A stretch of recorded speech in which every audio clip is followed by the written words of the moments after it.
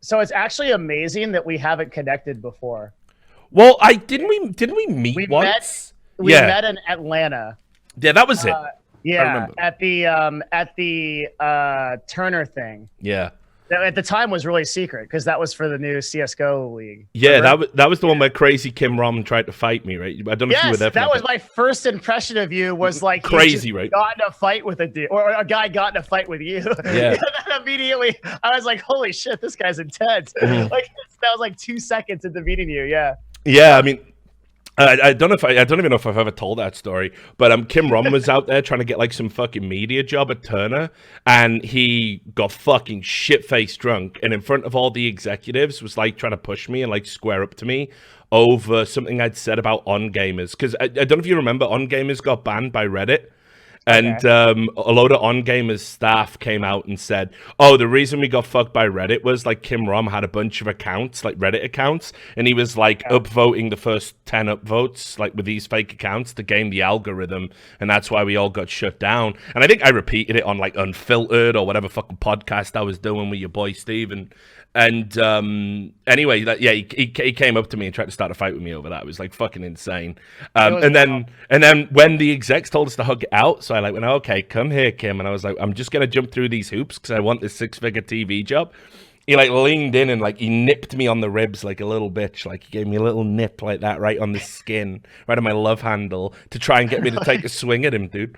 Fucking crazy. I have met some absolute hardcore derelicts in esports. Like it's got to be said. Like I've never met so many unstable people. But hopefully that didn't leave a bad impression because I don't think that was my fault really. I thought I was a nice guy. Didn't. I mean, I knew a lot about you from before, and I've still been following your stuff. I mean, the whole Rick Fox thing that you put out, I think, was excellent, and I thought was like really on point. And I'm really glad that was out there. You know, so I've been a fan of your exposés and your work for quite a while. Yeah, and I got to be honest as well. I've been enjoying you kind of moving over into being a full-time streamer now.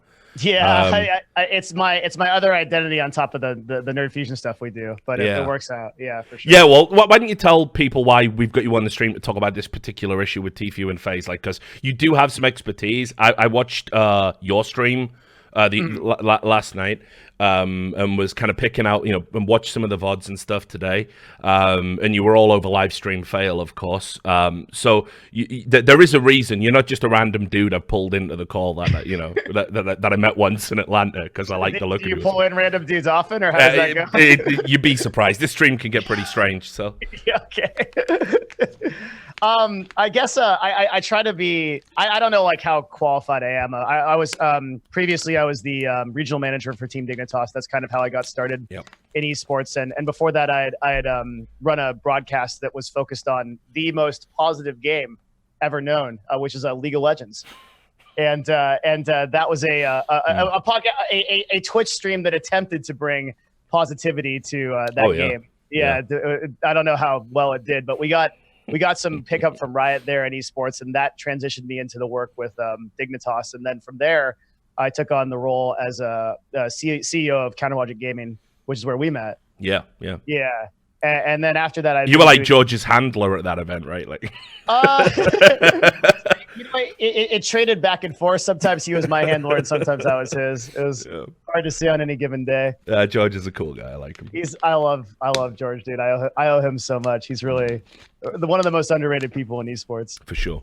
Yeah, and so I came from there. I'm in between that. I did a lot of consulting for esports teams and stuff like that. But I think like the angle I'm taking on, like, I don't usually like approach issues that, because there's one of the reasons I was so interested in the way that you're doing this. I went through and like read all your tweets on it and like some of your stream on it, is because I think you're able to separate the business from the drama. Yeah. Right.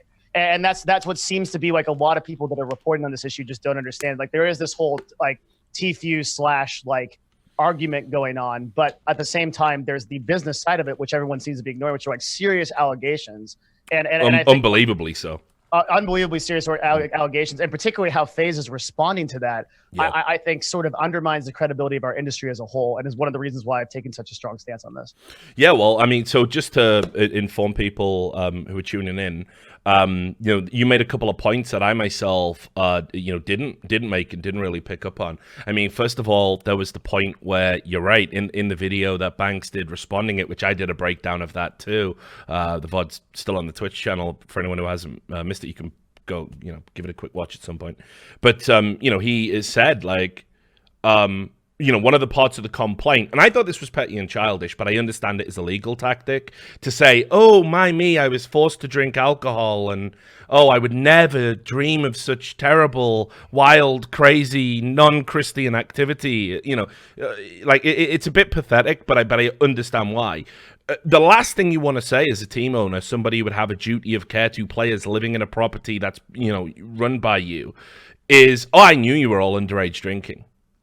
And yeah, I didn't pick up on that. Like, as he said it, I kind of glossed over that. But that's unbelievably dumb to say. It's insane. Yeah. I mean, do you feel like there's any do you think that what Banks is doing is just out of pure ignorance, like as a business owner, or do you think there's some 200 IQ play here we're missing? I can't figure it out. Okay, so the only 200 IQ play is that they've already accepted internally they're going to let Tfue walk from the contract, and they're going to do that sort of quietly, because now the big fight isn't with Tfue, it's with the Labor Commission.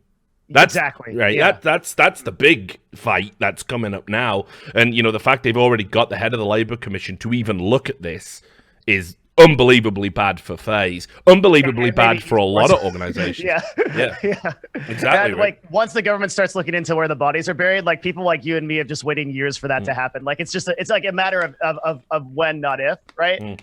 And when that happens, I think that's one of the huge things here is there are really two separate issues, right? There's the court case, and who the hell knows what happens with that? Maybe it settles, maybe it actually goes to court, and probably Tfue has a very. I've actually been looking into his law firm while we had a little bit of time while we were talking. Yes, and apparently he's hired a fucking top tier law firm. No, this is no joke. I mean, this guy as well. Not only is he unbelievably experienced in this specific type of law, this isn't like when Phantom Lord got a law firm that hadn't experience in broadcasting, but was dealing with retail complaints and stuff. This guy is shit hot on this specific issue, and he's a fucking crusader. He even said it in his statement. We're not just coming for FaZe with this. We're gonna change the entire paradigm for every player, for every entertainer, for everybody who is being exploited, is how they frame it, in this way. So I mean, this guy's not going away. I mean, and the thing is, even if FaZe do settle, there's still a chance this guy wants to get involved with maybe some class actions we could see. I mean, I think this lawyer is going absolutely fucking nowhere, even if this case dies very quickly. Well, I think that's a critical component of this, right? Is that the aim is to set a precedent for two things, right? And it's kind of two things that we've always wondered about as an industry. One is the exclusivity thing, right? Is that because the exclusivity thing that's written into every esports player's contract, which is you can only play for our team and you can only do sponsorship deals with us as we are your AOR. Does that uphold against California's non-compete? Yeah. And no one really knows. It just hasn't been. No one's tested it. Yeah. Yeah. And so that's the precedent number one. And then precedent number two is are esports teams even going to be able to operate in the current ecosystem with all of the things that just go on in team houses, everything from underage drinking to workman's compensation issues to food. Food's a huge issue. How is the FDA going to get involved with feeding employees? All of these things are up in the air, and any lawyer that's worth their salt is going to love taking on those issues. Right, with FaZe taking the fall for it.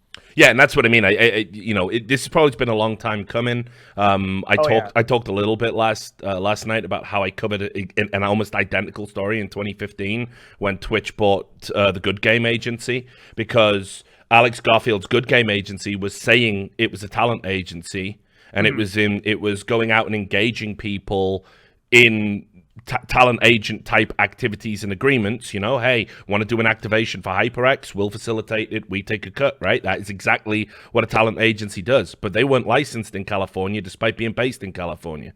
So so I wrote this article about it back then, and because Twitch had done the acquisition, it just went away, and and good because we're talking about. I'm saying Twitch did the acquisition.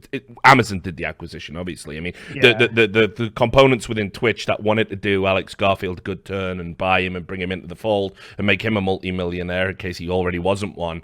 They sold it to Amazon, and then Amazon were like, "Wait, we've got people threatening to leave the platform, like really big partners because of it." So that whole thing was a fucking shit show. But the bottom line is the complaint about the talent agency aspect of it went away very quickly. And that story didn't blow up, but it's word for word, note for note, exactly what's happening now to FaZe. That they didn't pay the $225 license fee. So they can't act in this way in California, which they don't. So I was wondering that. Do they have the TAA license? No, you can search the database. They don't. Ooh, okay. And then the second question I have as a follow-up of that is, if they don't have that license, are players exempt from that because they're considered athletes, or is that not something the state of California recognizes? So just to come back to that first point, somebody in FaZe could have purchased that license as an individual under a name or a shell company that I don't know to search for. But all of the big players, no. FaZe, no. This lawyer's on the record as saying that they don't have it. Pretty sure he's done his homework too. So, you know, unless they're going to pull some like mad fucking judo move where they go, aha, the guy who does all the talent agency type activities for us does have a license in this state. You know, I think we're just going to have to accept that they don't have one. So, and then to answer the second part of the question, this is where it does get interesting because, if you know how people have been fighting for ages to get esports professionals recognized as athletes, if they're recognized as athletes, all of this won't matter because they'll be completely exempt. So that's a separate argument. This is for anyone who engages in theatrical, radio, televisual, film, you know, all of that shit. And there's this very broad term. I could probably just read it to you exactly. I've got it up here actually. But basically, it's got this broad terminology that it uses under the California Talent Agency Act that we would fall under, and it's like any other additional broadcasting. I see. So that's what we would fall under as streamers and entertainers. Well, I thought even too with I was thinking about the issue and I was talking to my business partner about it, and I realized that like with Tfue, even if it could be argued that he was an athlete, he's more influencer than athlete because you just look at the source of his income, and it's like he's got $500,000 from tournament winnings, but he's got millions of he's earning $10 million a year on influencing. So it's like really obvious what you would classify him, right? Yeah. Yeah. So I mean, well, I don't think you can't engage somebody in activations and then argue they're not an entertainer. It's like you know, I talked about this, funnily enough, when I was working with Shaq, and you know, when Shaq was doing his movies, you know, he wasn't, you know, he's an entertainer at that point. You know, he can even if he's still playing, doesn't matter. He's got to sign up to all of the guilds and all of the unions and all of that stuff around the entertainment stuff. So you know, so you need the specific legal recognition, legal protections, legal terminology, and then once you get that, you get all of the you get all the protections and benefits that come with it. I wonder. I think. Did you watch FaZe Bank's video? Oh yeah, I watched it. We did a breakdown on stream. It's horrifying. Yeah. If you're his defense team, horrifying. I mean, I'm wondering, like, where is this guy's like legal or PR people? Like, did like to run in and tape this guy to a wall to stop talking, right? Like, it's like, in particular, like when he addressed during one video, like Tenny suffered an injury to his arm while skateboarding, which resulted in permanent disfigurement, right? Like that's a serious allegation. Yep. And the way he responds to that in his video is like, well, dude, this guy was doing crazy stuff before he came to my company. And the analogy that I used to describe that was like, okay, let's say that you tell your employee who works for you to kill someone, and then they go and kill that person, and then in court you say, well, it's okay, bro, because he actually killed people before this. I know. Right? You can't do that. No. It's so stupid. And not only that, he doesn't deny it. It comes back to this issue of duty of care. You know, who is responsible for the people while they're in the house? Who's looking after them? Any injuries that you incur? I mean, and like I say, I think I understand the legal tactic. I don't approve of this part. I think it's very pathetic, and it actually muddies the waters a little bit. Because the bigger issue is just about whether or not they have it, whether or not they're acting as a talent agency and whether they have the right credentials to do so. As far as the Labor Commission is concerned, no, right? Because I mean, for the lawsuit, the Labor Commission is for sure a new fucking unbelievable can of worms. Okay. So just on the lawsuit for now. We'll get to the Labor Commission, but I think, imagine, like, and again, I'm sure you've had this, right? Like when you were running CLG, I'm sure you had verbiage in your contracts that if somebody incurs injury while doing filming a video, for you guys, or traveling and competing at an event, you probably either protect yourself by saying you have to waive the right to sue us, or you have to go into arbitration, or whatever it is. Or we actually had this happen. This actually happened to CLG. So do you remember when Doublelift cut his hand on? Do you remember that? Yeah, vaguely. Yeah. So it was like so basically Doublelift was playing basketball on our premise, right? And that Riot video, yeah. Yeah, he went for a dunk and then he like cut his hand open on the top of the basket like really bad. Right. And like we had to submit a workman's comp claim. We had to like do like the whole thing. Like we had to take it all over. Like we had to pay for his medical expenses, like the whole nine, right? Because it was like an injury in the workplace. And like what's kind of crazy to me is like I can't say for certain. Maybe you probably have like more information on it, but I can say pretty reliably that like I don't think FaZe went through all went through like all the workman's comp like law like based stuff. And like you can't deny this because I'm literally on my screen right now. I'm looking at a video with 11 million views that covers his skateboarding accident, like posted on the FaZe channel. Like the crazy thing is, all these kids they film their entire life, so none of this stuff is like it's all provable, right? It's like all admissible easily.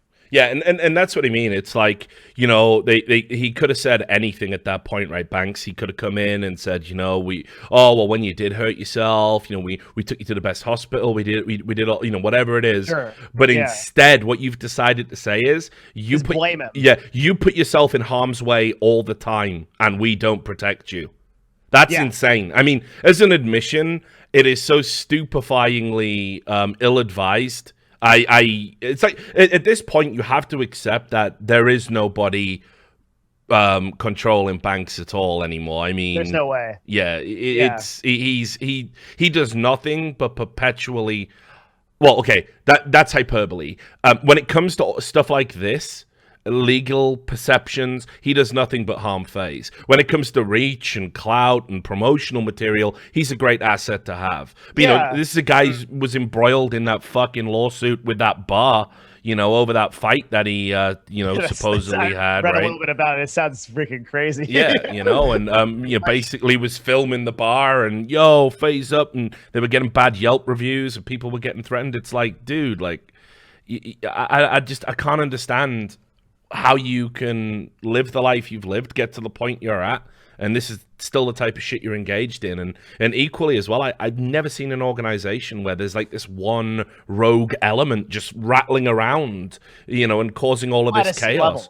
Level. As the official CEO, I think one of the things that I guess just like impressed me so much is that like he's already got a video with 3.6 million views with 640K likes, and he's obviously appealing to the emotional argument, right? Which is like, hey, and the whole video is like, bro, you were my homie, like type of thing. But the speed at which he changes hats, right? Where you could do, like one of the most telling parts of the video was he has this moment, I think it's like 12 minutes in, where he says like, I paid $4,000 of my own money, like kind of like taking the clout for that. Yeah. And then he says, we handed you a contract. We had a verbal agreement. Now he starts talking like a COO. Now suddenly he's putting a different hat on where it's like, oh, wait, was this like just two friends, but then you handed him a contract? So like, where was the interaction there in the relationship? Right? He's constantly like changing modes while trying to appeal to emotion. And obviously it has worked. Like the fans are siding with him. Oh, yeah. Like super hardcore because they see Tfue as the enemy simply because Tfue has the intelligence to stay silent. He hasn't said shit because his counsel is telling him not to say it, right? Like, which is the intelligent thing to do. Yeah, and I talked a lot about this as well, about why you need to have this division. because it's hugely inappropriate for your boss to kind of leverage friendship to get you to do things. Yeah. And it's, you know, I used to work as a shop steward and a trade union rep back in a past life. So, you know, I'm very passionate about workers' rights and all of that stuff, and translates to esports because I see workers' rights and players' rights violated all the fucking time. And I see some egregious, unbelievable contracts on a daily basis. Yeah, you both. Yeah, it's shocking, truly. And you know, the reality is some of the most abusive bosses I've ever kind of come across when doing that in that past life, they were always looking to manipulate you, like, emotionally, you know. Yes. Oh, we've got to get this over the line, you know, and I know you're not going to get paid this overtime, but if we don't get this done, you know, I might lose my job. You don't want that, right? You don't want me, your friend, the boss, to lose it. Yeah. You know, and once you start leveraging people like that psychologically, and you don't create this compartmentalization of friendship and you know, division of labor. I'm your boss, I'm your CEO, I tell you what to do. You get into all sorts of problems, and FaZe operates like that just as a rule. You know, in every video they're talking about how it's one big family, how it's a gang, you know, how we're in it for life and all this shit, and it's like, no, this is a business. Yep. And this guy had an opportunity with you, and now he can get better opportunities without you. And your contract sounds horrific, and he doesn't want to re-sign. And you need to just let him go, because all the fighting and all the public posturing is making things worse for yourself. And he hasn't wanted to be in the contract since 2018, right? Exactly. Since September 26th. So there was basically a full 8 months till now that they were negotiating their way out of this contract. And I think I completely agree with you. The way that sort of personal relationship manifests in esports is like the sort of friendship thing is like, hey man, like that's a forced culture in that, like where it's like, yeah, we're a family, we're together in this, like, oh yeah, that works until like the money comes into the equation, the contracts come into the equation, you know, sign this contract because it's all okay, bro. Like, it's just like something we need to do for the business. You know how it is. Yeah. And that was very much how Banks came off in this video to me, was like he was speaking like a COO that's interested in the profit motive, but at the same time trying to appeal to emotion with this like, I'm struggling thing, and like, oh, it's hard. It's like, dude, you're a millionaire off of YouTube, like, right? Like your net worth is an average of estimated $3 million, maybe more. Like he's not hurting making a $4,000 expense to acquire one of the most popular players ever to exist. Yeah. And that's the other thing. I mean, he contradicted himself a lot in the video as well, you know, saying like what he lives for is taking, you know, young people and changing their lives for the good and helping them blow up. And it's like, well, you did that, you dumb motherfucker. You know, that's exactly what's happening. So why do they have to stay in FaZe once you've done that? And I think the thing that really strikes me as particularly scary about this whole, you know, we're in it, you know, for life. We're one big family. I'll do right by you. You know, you can trust me. You know, a lot of the people they're signing skew young. You know, they're talking about having signed this 13-year-old, wink, wink, you know, just a couple of 16-year-olds the other day. I don't want to, again, I don't want to be hyperbolic. It's hard for me not to think of that as predatory. I don't like that at all. Well, the whole High Sky thing. I mean, that's a whole nother thing, we're talking right? about, like, right? Yeah, like what's going on with that? And I think at the end of the day, like Banks needs to be mature enough to make a firm line on, are you going to be a business owner and you're going to reap the monetary benefits of that, or are you really going to be with friends? Well, in that case, like you don't set up a corporation and employ people under contracts and things like that. I remember like at CLG, I lived together with the players. I lived with Aframu in the same house for 2 years. It's really safe to say that like he and I are friends, and Darshan and I are friends, but we had to have a very clear-cut conversation that was like, dude, when we're negotiating contracts, I'm the CEO and I'm trying to win for CLG. You need to get representation. And that I think if there is anything that Banks really did that was like kind of like critically disingenuous, it was not getting TFU representation when the original contract in September was being contested. Because like, if you know you're friends with a player, your responsibility to that player and to that business is to get them representation so that they have a fair shot against you, because that third party, someone like in sports law, like Bryce or Ryan or whoever, is going to fight in your best interest and doesn't have that relationship. It's the very reason why representation exists for players. Yeah. Well, look, and I've been down this myself. I used to be a manager at organizations. I did like Infused, did like Four Kings, organizations like this way back in the day. Z-Board, which was an offshoot of Ceratech, if you remember them. They used to make the World of Warcraft keyboards. So, I ran esports teams for multiple orgs. And I mean, one of the things that used to come up all the time would be, I need you to sign your contract. And you would, and they would say, oh, okay, no worries, I'll do that right now. And I'd be like, no, go away, read it. And they were going, yeah, but I can trust you. And I'm like, you can, but if you couldn't, I'd tell you that you could. Right? So exactly. go get another adult, go get another pair of eyes, preferably get a fucking lawyer to look at this before you sign it. And players would just say to me, you're all right, Rich, we're friends, we've had a beer together. Well, I'll just sign it. And I'm like, don't ever do that. Like, never. Not for me, not for anybody. And I think people really underestimate on that point the kind of sheer lack of knowledge that if you're 18 to 21 years old, and you're going into esports and like you're a good player at a game, you spend all of your time getting good at a game. You have no business, you have no market knowledge. You have no idea if $50,000 is high, if 300,000. You're a player that might be worth 10 times that, and you might be worth 10 times that. You just have no idea of your leverage. So just not getting representation and not encouraging your players to get representation, I feel like is like the immediate sign of a disingenuous esports owner, right? It's like that they're not encouraging someone to get that. That tells me the most dangerous phrase is, I'll do right by you. I think if you ever hear that, alarm bells must immediately start ringing. But look, just to get back on track with what I wanted to pick your expertise here and get into the Labor Commission stuff. I think the 200 IQ play we're not missing. This is the only element where FaZe come out on top, in my opinion. Is Banks knows that like they can harm his value, his market value on the way out, and potentially make it so if he does go to a competitor, they don't get this massive influx. Because honestly, this could have been dealt with quietly. This could have been dealt with behind closed doors. It sounds like there were multiple opportunities for this not to happen that FaZe ignored. You get a letter from a fucking lawyer saying, I want out this contract, it's predatory, it's bullshit. You should probably take that seriously. And if you get a second one, somebody somewhere is actually being derelict in their duties to your company. I mean, yes. So that's insane to me. But but quite clearly, I'm just gonna add, quite clearly, the purpose of that video and the purpose of like teaming up with Keemstar and doing this like blanket coverage about the great Tfue betrayal is, that you probably can't win in court, but you can certainly win in the court of public opinion, and you can certainly make him less of an asset to whoever gets him next, which, let's not forget, might be just him as an individual. Yeah, but what are if your business is shut down, is that really a win?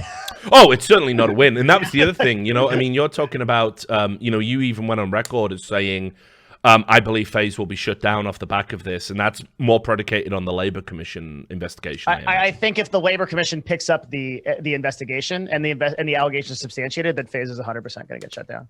Yeah. Well, I think with all the other stuff, all the other lawsuits that are going on, which I know you had time to skim read before you came on because I sent you the documents. Those are crazy. It's wild, right? I mean, you've got an investor that allegedly misrepresented the value of an app, completely like hoodwinked everybody. This is like the guy actually that was out there sort of making their esports decisions, like when they branched out into CSGO and stuff. So you got that division within the company. You've got them not paying media partners, like people that went out and like engaged, like Chris Rock and people like this. I mean, everything points to me that like FaZe internally have not just managerial problems, but also potentially like cash flow problems, like how much money's tied up in all of these lawsuits. And then you look at, oh wait, you've got a failing CSGO team and just signing like has-beens for, you're not paying buyouts anymore. And it makes me wonder exactly how well the future would bode with or without this Tfue stuff. Well, is the organization is self-structured like a typical business? Do they have a finance manager? Do they have any kind of do you know anything about their structure? So looking at the structure, the word I would use right now is entanglement, because what they did was they brought in the guys from Hubrick, which we talked about yesterday on stream. Hubrick was basically a social media app created by an entrepreneur in Norway called Sebastian Goetz, who they said it was going to be better than Twitter. They said it was going to be bigger than Twitter.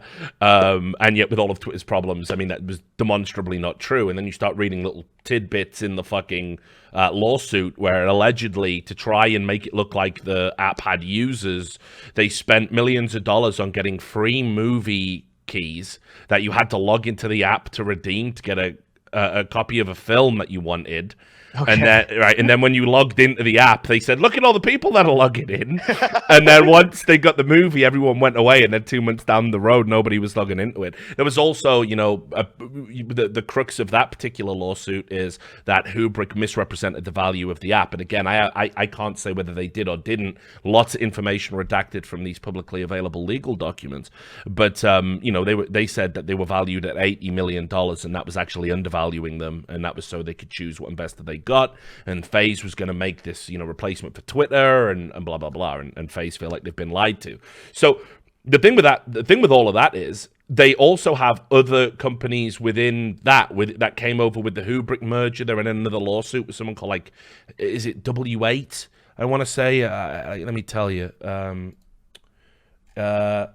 Wonderset. I don't even know what the fuck that is yet. W8 Media Corp. I've got a list of the lawsuits they're named in front of me. You've got Hubrick and Wonderset, and I think Wonderset are a cross-complainant that are as pissed off as FaZe, but Wonderset and W8 Media are kind of folded into FaZe in some way, and they had executive officers that held positions in all of these sub-companies within. It's named in the document how the corporate structure works. So the whole thing is a fucking nightmare. I mean, I have never seen such a convoluted corporate structure, even in esports. So that's saying a lot. Exactly. Yeah. So it's a tough one. And then obviously Hilton Media Group is the other lawsuit, which you saw. They've got the FaZe apparel lawsuit. Where they can't sell any merchandise that just says FaZe. It has to say FaZe Clan specifically at the moment until that's resolved. So they had all of the stock that was built like that they couldn't sell. So they had to make completely new stock that conformed to this new injunction. So I mean, honestly, it's just been one thing after another with FaZe pretty much since 2015. And again, I mean, before you came on stream, I was talking about people seem to forget. Remember, they did the crowd fucking funded to make a video game. That never happened. There was all the CS:GO Wild stuff. Yeah. Where they weren't declaring business ties while endorsing a skins casino. I don't know what to say. I mean, there's not many organizations I've seen be embroiled and entangled in this much shit. And all of it bad and all of it stings. So I think that everything seems to follow a common theme of accounts payable problems, though, right? Because when we actually look at the court document that's been filed by Friedman, most of that document concerns accounts payable. It's just money that's owed to TFU that just didn't get paid, apparently. Yeah.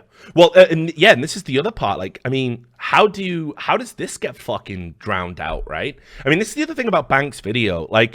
It's not what he said. Because he spent 20 minutes harping on about how it was it's too brute, although I'm sure he doesn't get that fucking reference. So, about the great betrayal of it all. And okay, there was some specifics that are in the complaint that you didn't pay him 3 times. They had to write to you fucking 3 times. Yeah. And so why haven't you said anything about that? Why didn't you say anything about the Labor Commission complaint where they said you lied about this, High Sky, whatever his fucking name is, this kid, being 11, and you told him to lie and say he was 13? Which, by the way, if Twitch find out about, if that's true, and they've lied to Twitch to get him to stream on Twitch, being kicked out of the Fortnite World Cup is small potatoes. If Twitch turn around and go, right, you've now made us legally liable for a child streaming on our platform, I'm just about to drop a story that I think is going to put a little bit of pressure on them to get better age verification on the site anyway. I can't believe these guys are this fucking stupid. Yeah, that kind of thing is going to be really crazy, right? Because I mean, like, if it's one thing for California to shut them down through the Labor Commission, but it's another thing for Twitch to shut them down, right? Because if California does it, well, then they can theoretically operate in some other place. I mean, they're going to lose a lot of resources because if you don't do business in LA, you're not really doing business as an esports team. Yeah. But like if they moved to Austin and then Twitch took this on, particularly if so, I don't know. Twitch seems to be really staying out of this issue right now, so I don't know how close they get to that. But I'm interested. Like, what's interesting is it seems like FaZe has a history of having problems with accounts payable or just really paying people. And what I think, like, a lot of the Hollywood Reporter article that came out and like released this didn't cover was like that most of the argument I think is kind of twofold for the court case. Number one, they're trying to set a precedent, right? Like we talked about with the exclusivity issue and the fair treatment to people. And number two, I think it's about the money, which is like one of the things I wanted your take on was how do you feel about this like $60,000 thing he keeps saying over and over again, and like particularly like the way that he uses that wording, the collected thing. Well, I mean, look, I'm gonna probably pick a thought right out of your head, and it's gonna come out of my mouth. You know, when you right, so he's trying to use that to say, look how much money he made while he was playing for FaZe. And all we took was this tiny little morsel of $60,000, as if that is anything to do with the discussion that is happening. It's got nothing to do with that. It wouldn't matter whether you took $6, 600,000, 6 million. The point is that, first of all, you have engaged in stuff as a talent agency. You shouldn't be bringing him the work you're bringing him because you're not licensed to do it. And then on top of that, you're then saying to him, you've got the freedom to go out and get your own, because we're a talent agency, so we have to give you the right to go and pursue your own. We just facilitate stuff. We can't stop you getting an endorsement deal by yourself. Talent agencies can't do that. And then he goes out and gets this endorsement offer from HyperX. That was I'm sure you picked up on that if you read through the legal doc. 100%. Yeah, it was. So HyperX have offered him a huge deal for a personal endorsement, basically. Yeah. And because that clashes with SteelSeries, FaZe have said no. Well, what are you? Are you his employers? That's agent of record, right? Yeah. That's a very normal thing for an esports team to do. Exactly. Is like sponsorship on base. Yeah. But what's more concerning, like what's equally as concerning about that is if you take the 60K number, I'm not sure if that is just like an outright. I don't even know if that's right? Because if you take the 60K number, Banks says that's separated between two brand deals. Yeah. Which puts the price of the brand deal itself, if they're taking 20%, like they said, at 150K each, that's a low ball number for Tfue. So and that's if they take no other money. So where is that? So did FaZe just do like a pretty bad deal, or like is there something else going on? Like also like the tournament winnings, like that's not included in there either. If they take 20% of the tournament winnings, I guess my understanding is Banks just said, yeah, bro, like we just won't take that, even though we're And this is the thing, he doesn't say in the video we can't take that. That isn't what the clause is for. He says we haven't took that. Yes, and that's why he keeps using that word collected. Yes, and the issue is that you have a contract that says you can. The whole thing Tfue's trying to extricate himself from is a contract that enables you to do that. Doesn't matter what you will do, doesn't matter what you want to do, doesn't matter what verbal agreements you have on top of that. You have, well, what you think, if you're FaZe, is a legally binding contract where you can take this stuff. Now, turns out I don't think this contract's going to hold up as legally binding. No way. I mean, it's never happened in the state of California that someone who doesn't have a talent agency license that goes out and gets work as a talent agency.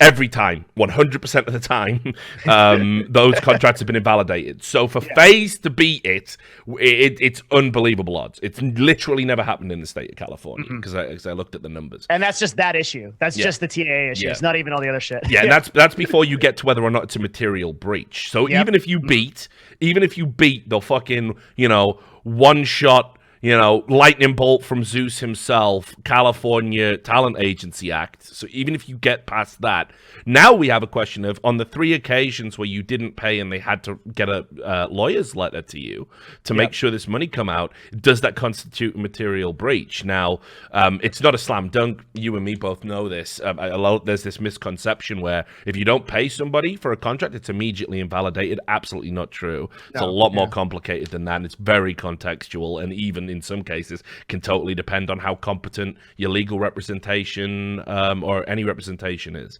But it could very well be deemed a material breach on top of that. And if that's the case, it gets backdated to the initial material breach and it's invalid from that point. So everything that comes after that you think he owes you, because they're trying to make out he still owes FaZe deliverables on work that they weren't even legally allowed to engage him in. I mean, they're in fucking cloud cuckoo land if they think they've got a good chance of winning this. And I'm seeing people like, again, commentators who are focusing on the drama going, there's no way in hell Tfue's going to win this.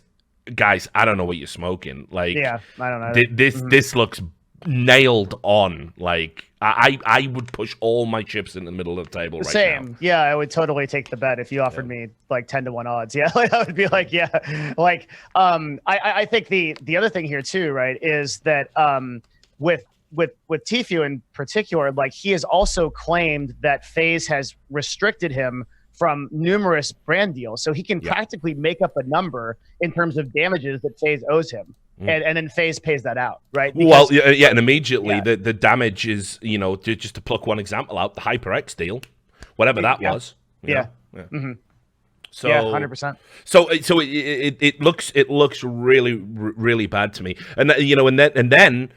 As soon as I saw the word anti-competition, I was like, holy fucking shit, this guy's going for the jugular. This fucking lawyer ain't playing. Because, there is, even if you beat the material breach, we've also got this argument where it's like, okay, you're meant to be an agent.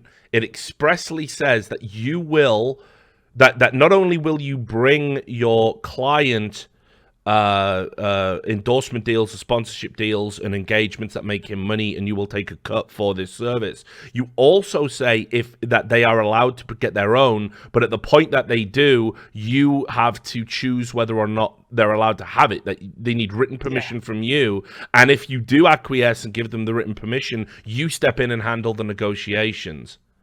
So that's a very normal thing for an esports team to do, right? Right. The difference is that FaZe is doing this without any kind of documentation, or like your point is, everyone's kind of missing the point with the $60,000 number, because the number doesn't matter. It's the fact that FaZe was not able to operate as an agent of record to anybody, right? Yet they were signing everybody to these contracts where they were basically demanding exclusivity for their services. And there is some debate, actually a lot of debate, as to whether exclusivity itself is contestable. Yeah, exactly, and that part is the anti-competition element to it. That's another huge can of worms that'll come up. But just to stay on this one topic, because you're absolutely right. I have seen this in esports contracts, and the way that an esports team, I believe, can get away with it is if they specifically refer to these people as athletes, if they're here on P1 visas, for example, so inarguably they're not an entertainer, because if you want to work in broadcasting, you can't do it with a P1 visa, you must get an O1 visa. You have to. Unless you're making a guest appearance or something that couldn't be considered to be anything other than work as an athlete, you have to have the right paperwork. And I know this from the job I do at the moment. So I can see esports teams contesting it on that basis and them getting away with it on that basis. But if you're an influencer, if you're a streamer, if you're an entertainer, and the verbiage in your contract says that they will go out and get work for you, and they will step in and negotiate, and they will take a cut for this service. They're an agent at that point, and they need the proper license in California. The end. I mean, it's so unbelievably cut and dry as I see it that I'm very surprised that anybody is kind of like trying to argue to the contrary. So in your experience with previous cases where like it's been found that a talent agency was operating as a talent agency and then didn't pan out, they didn't have the authorization to do that, what happens to those agencies? I'll tell you exactly. It's a misdemeanor for starters, so it's not a big deal. Okay. Right. In terms of the legality of it, it's just a misdemeanor. So it's according to a lawyer from Greenberg Gluskers Entertainment Group called Matt Galsor, it's technically a misdemeanor, but no one would ever prosecute under the law. And you could then transfer and become a talent manager.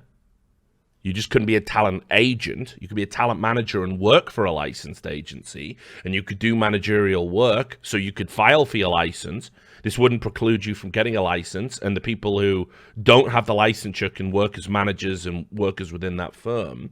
But what happens next is all contracts are declared illegal. Okay. And therefore unenforceable. And that's happened 100% of the time. So nobody's going to go to jail over the California Talent Agency Act. No one's even going to get prosecuted. No one's going to get fined. But all the contracts are going to be declared illegal.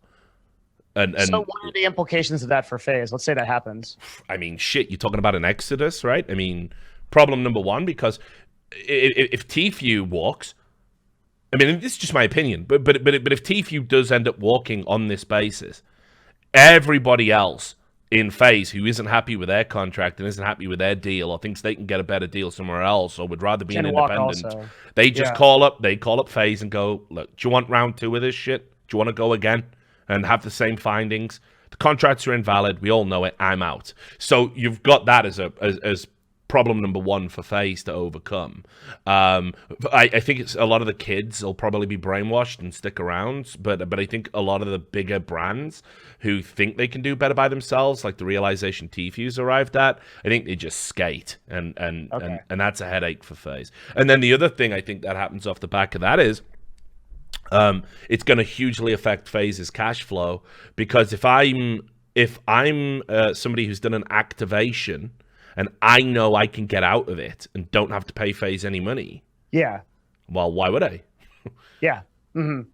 Yeah. What's the story with like Cloaksy and like him? Do you think there's any anything with him changing his name or like the code or anything? Like, yeah. Well, I mean, what it looks like is, and it's interesting. I think Cloaksy was quoted in the Banks video as saying he's backing it all up, he's backing us up.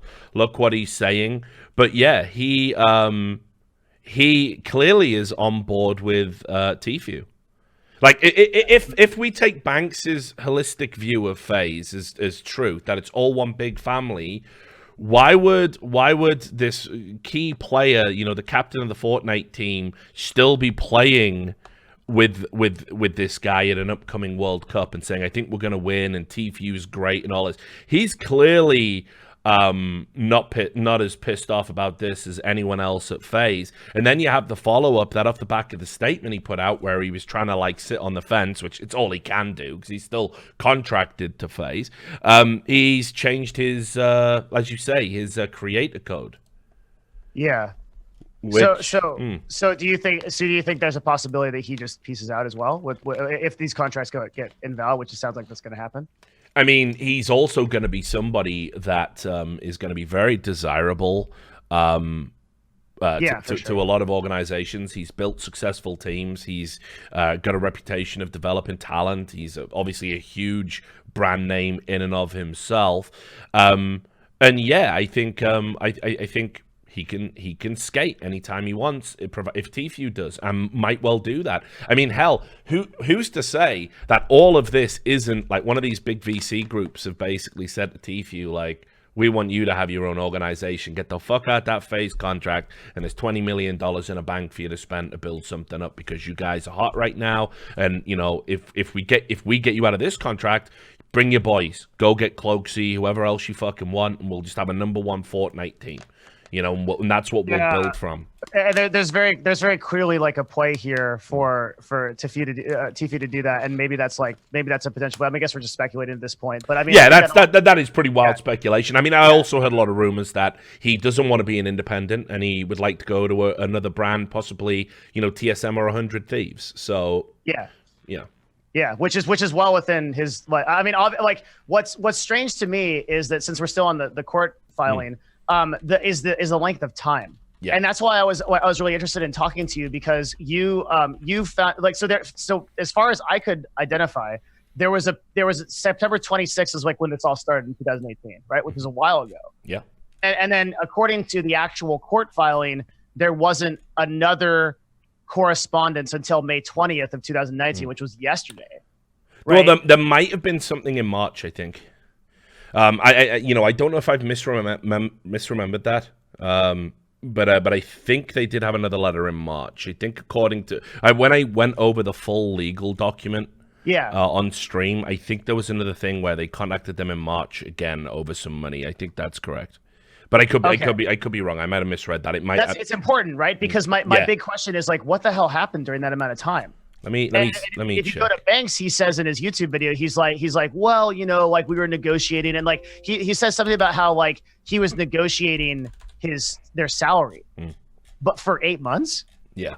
Like right, and so I think a big thing that gets revealed here is a Tfue statement, right? Like when Tfue actually, and he'll make a statement, like it's going to be a professional, hard-hitting statement backed up by his lawyers. Because Cloaksy said that one is coming, right? And when that happens, we're going to know a lot more about that issue. Yeah, so what it says here is they contacted them in September about the contract, and then there was an issue where they owed money in March. Okay. So was that another correspondence? I don't know, because in the outline of the complaint, they don't say specifically that they wrote a letter, just that they were engaged in a dispute in March. So yeah, who knows? Okay. Yeah, who knows what happened? Yeah. So I'm wondering like what happened in the last 8 months, and like I mean I can speak from the esports. Oh, Jamie, actually, someone called Jamie in the chat says they just sent you a DM, and apparently I am correct. There was another letter in March. So okay, yeah, interesting. Yeah. So yeah, like as an esports owner, right? Like when a player comes to you and says, hey, I want to get out of my contract, right? Like that is a super Monka-esque situation, right? Like you're going to, if at all possible, you do one of two things. You let them go, right? Because the shit show that results is this, if you don't do that. And the second thing you do is you say, listen, is there any way we can work this out? And can we work together to be able to come to a conclusion where we would both be agreeable? I've had situations where, and a lot of people demonize esports organizations for this, right? I've had situations where my players lose one game and they're like, I want to be out of my contract. I don't want to play. Yeah. Right. Because, they all talk to each other. So maybe they hear that someone on like, I don't know, TSM or TL, or like pick a team, whatever, like, 100 Thieves or whatever. It like that they talk to their friend over there. That friend is like, hey, it's cool over here. Like, this is a great place to go. And then they go, hey, I want to go play for those people. It's like, that's why those clauses are valuable. Cause it's like, hey man, like you signed a contract, you are in something. Can you give this a little bit of a shot? Can we work together to make this happen? But in this case where someone comes and it seems like the issue is over money, right? Like FaZe, the onus is on FaZe to either work that shit out in not 8 months or get him out of contract as soon as possible. Yeah. The fact that didn't happen speaks really loudly to their intentions. Yeah, and look, the whole idea that there was ever a play where they were like going to be able to hold on to Tfue while simultaneously acknowledging that they had been negotiating with him since September. Yeah. And he turned down everything they put on the table, including a 7-figure bonus. It's like, guys, like, sometimes she just doesn't want to date you. Do you know what I mean? Stop being a weird fucking creepy incel and just accept it. And that's like what FaZe are doing. They're like, okay, well, I bought her flowers, right? But like, okay, now I'll buy her a car. No, she's sending the car back, FaZe. She doesn't want it, man. Like it's so fucking weird. Why they just haven't been able to get the message that all this is about. And you can say this is cynical or whatever. It's got no bearing on the case. Is he wants out of the fucking contract. And he wants to start his new post-FaZe life because he understands he's bigger than Ninja right now and strike while the iron is hot. And just to come back to an earlier point, and then we'll get into the Labor Commission stuff. Yeah, I think you actually touched on something here. And again, it shows this is why I'm glad we talked, because obviously as an agent, you're very sensitive to these things. You're absolutely right. Again, I didn't even think about it. $60,000 at 20%. These are unbelievable, like lowball deals. Yep. And in for someone of Tfue's influencer reach, those should be in the millions, right? Yeah, exactly. And then it's like you start to get there's potentially even a separate argument about whether or not his agency were representing him in a competent fashion. Because, if you look at Ninja getting like Super Bowl commercials, right? And FaZe are coming to you with influencer deals that are netting you, nickels and dimes by comparison, and nobody even knows about them, evidently, because nobody can put a finger on what they are. I don't know enough about this, but if an agent doesn't represent you adequately, isn't there some way to extricate yourself from a contract? Yeah, usually that would be baked into the contract itself, right? I'm not sure how that would relate to like California agency laws. I mean, generally though, if we look at it from like a bigger business standpoint, like it's like incompetency by one side to not fulfill the terms of the contract, particularly if you're an exclusive agent of record, would justify some kind of breach, right? But even if that isn't the case, the whole that jumped out at me to be really weird, which is like one example of like a big thing that comes up a lot is the agent of record obligated to actually tell the person that something has come through?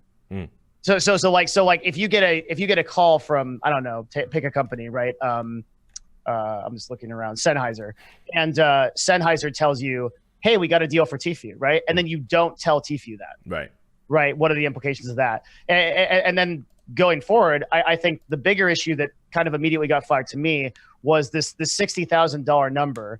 So it's very typical of esports organizations to not take Twitch revenue. It's very typical to not take YouTube revenue. Very typical to not take sub revenue. What is abnormal is not taking brand deal revenue. It's so hard for me to believe that FaZe had a year of time with Tfue, and during that entire year only collected $300K worth of brand deals for one of the most popular people, the most popular person on Twitch. So and Banks has been very firm on this number, right? Like he tweeted it multiple times, put it in his video, big green numbers, the whole nine. Like what's happening here? Like it seems like either he's admitting FaZe's like total incompetence to get deals, or something doesn't add up. Both are bad. Yeah, exactly. But both are bad. But I mean, also as well, is there not a potential issue, right? Where so again, because you'll know about this, because you're an agent.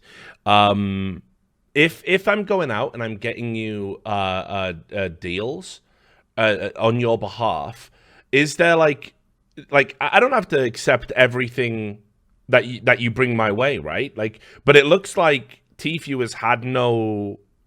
I mean, again, silly word to use, but like no agency in any of this. Like it doesn't look like he's getting to say yes or no.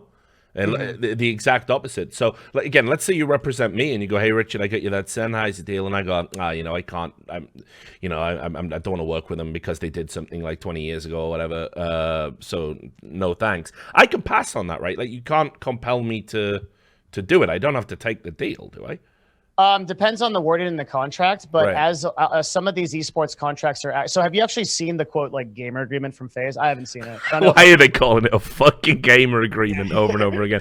I haven't seen the thing. I mean, the thing I wanted to do last night was, I'm pretty sure I can make some phone calls and just get it. Just grab it, because like it's gonna benefit a lot of parties for it to be out there.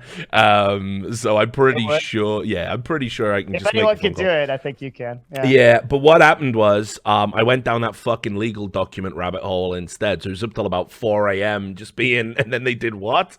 And they owe money to who? And that, So because these are like hundreds. In case people don't know, these are like the original court complaints and then the subsequent cross complaints. So we're talking between 50 to 150 pages per document. There was 99 documents filed in one court case. So I went down that rabbit hole and I didn't get the contract. So So you know what? I think after this stream tonight, I think that's the first phone call I make. But I haven't seen it yet. But what I'm gonna wager is, based on like a lot of it looks very cookie cutter.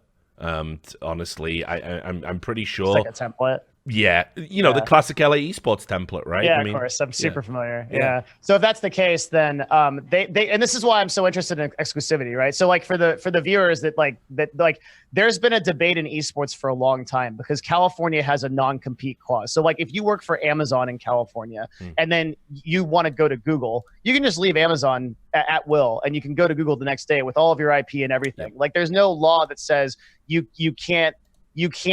You have to work for Amazon, and then for a period of time, you can't work for other tech companies.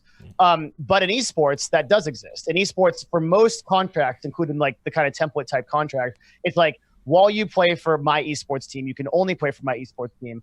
And I've seen a lot of contracts like from various teams prevent people from joining other esports teams without express permission for several years.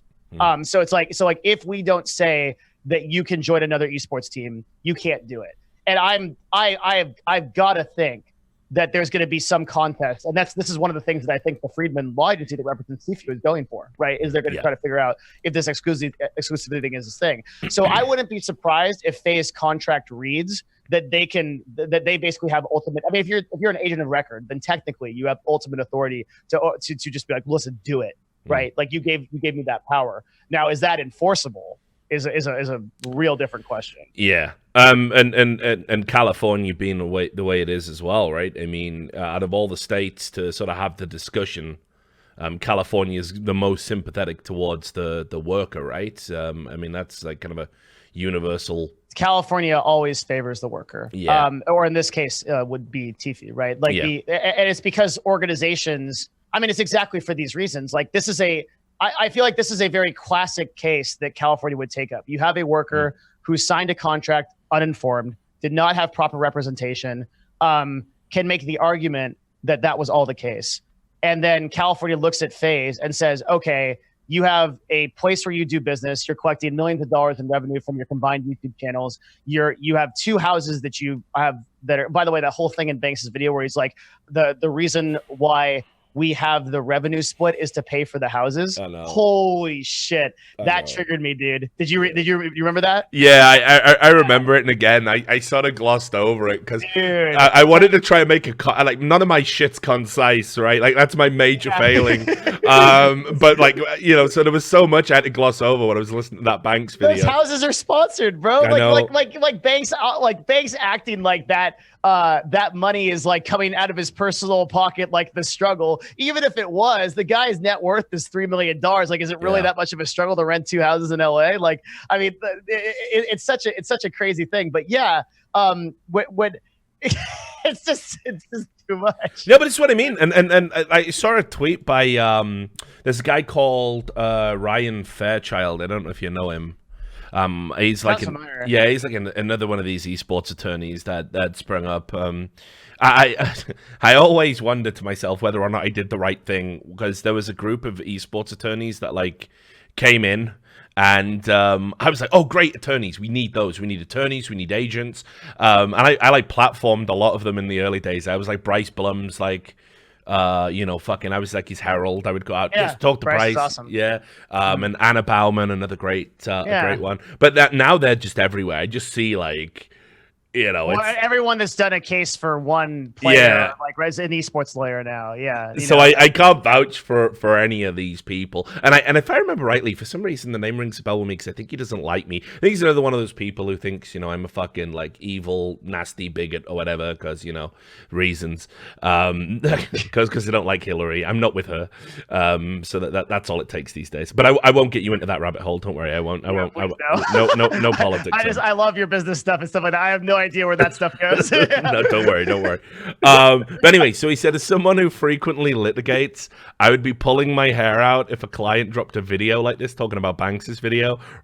One, right after a lawsuit dropped, and two, without any counsel review. I'm still sort of reeling, and this isn't even my client. This goes for the statement they released too. This is just free discovery material for the other side. If this gets to depositions, expect opposing counsel to go over every minute of the video, the statement. And I said, and that's exactly what I said. I mean, like, they're already they're already embroiled in these lawsuits, and it gets to a stage where it's like these videos are entered into, you know, this period of the court case called discovery. Discovery is where, you know, you get to pull everything and you look at you know, evidence that strengthens your case. So every time, you know, fucking Banks is talking into a camera, they can go through it, or a tweet, and they can pull it, and if it's even slightly incriminating or can be made to look that way, you're just hurting yourself, you know? There's a reason why, generally, when you're embroiled in something like this, radio silence is the smart play until like you've talked to a lawyer. Exactly. You ain't heard shit from Tfue. You haven't heard anything. Yeah. And you know, and he hasn't streamed. He hasn't made a YouTube video. Like he could be collecting on the fan stuff, right? He could be getting millions of like views. There's an absolute reason he's not doing that.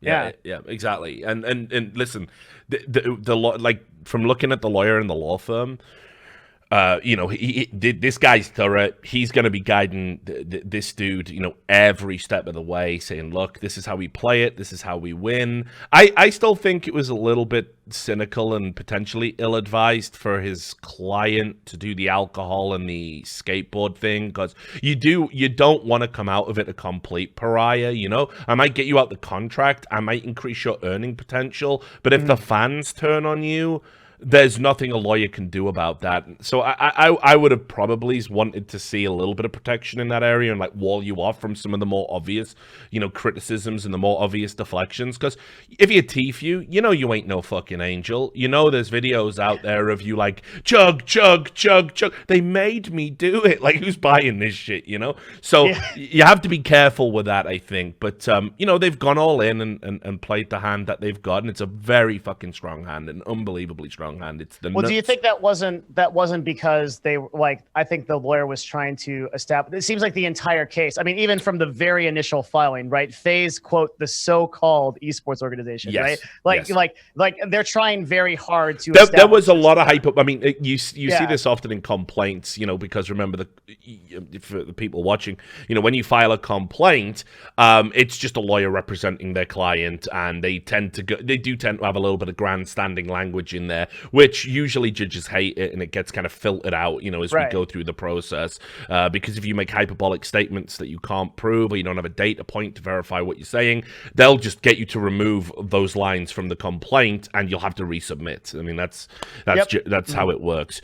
The lawyer loses nothing by going as hard as possible, because they can just sort of tone down. But like this whole like defended FaZe Clan is a so-called esports entertainment and they actually make money off that, because then you have to refile and you get a paralegal to come in and take it out, and then you bill for the hours. So grandstanding language actually makes you fucking money, and it makes you look like a shit hot attorney. So I agree. I think what they did is they've gone for an all-pronged attack. They're like, what do you have on FaZe? We have this, we have this, we have this. And I think the stuff about the skateboard and the stuff about the drinking, that's more for the Labor Commission complaint anyway. For sure, which they've already filed, and that's. I guess we should go on. Yeah, let's definitely get into this. Okay, let me take a. Can I take like a 2-second leak, and you can talk? Okay. Do a leak. I'll talk to the stream. All right, I'll be right Real back. gamers use Lucozade bottles, so. Okay, I know I'm not there yet. So anyway, hope you guys are enjoying the stream. Devin's a super cool dude, as I said, known him many years, and does work as an agent now. If you just join in the stream. So somebody that has a lot of expertise in this, runs a company, which I'll bring up for you now. Might actually break the overlay if I do it, so maybe I shouldn't. But anyway, it's a company called Nerd Fusion.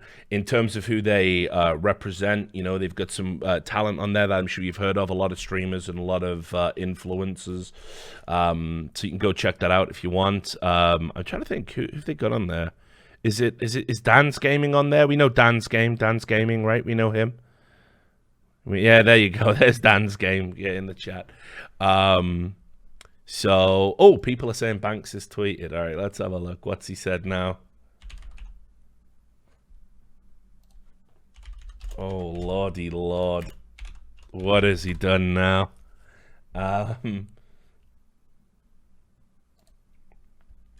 Okay.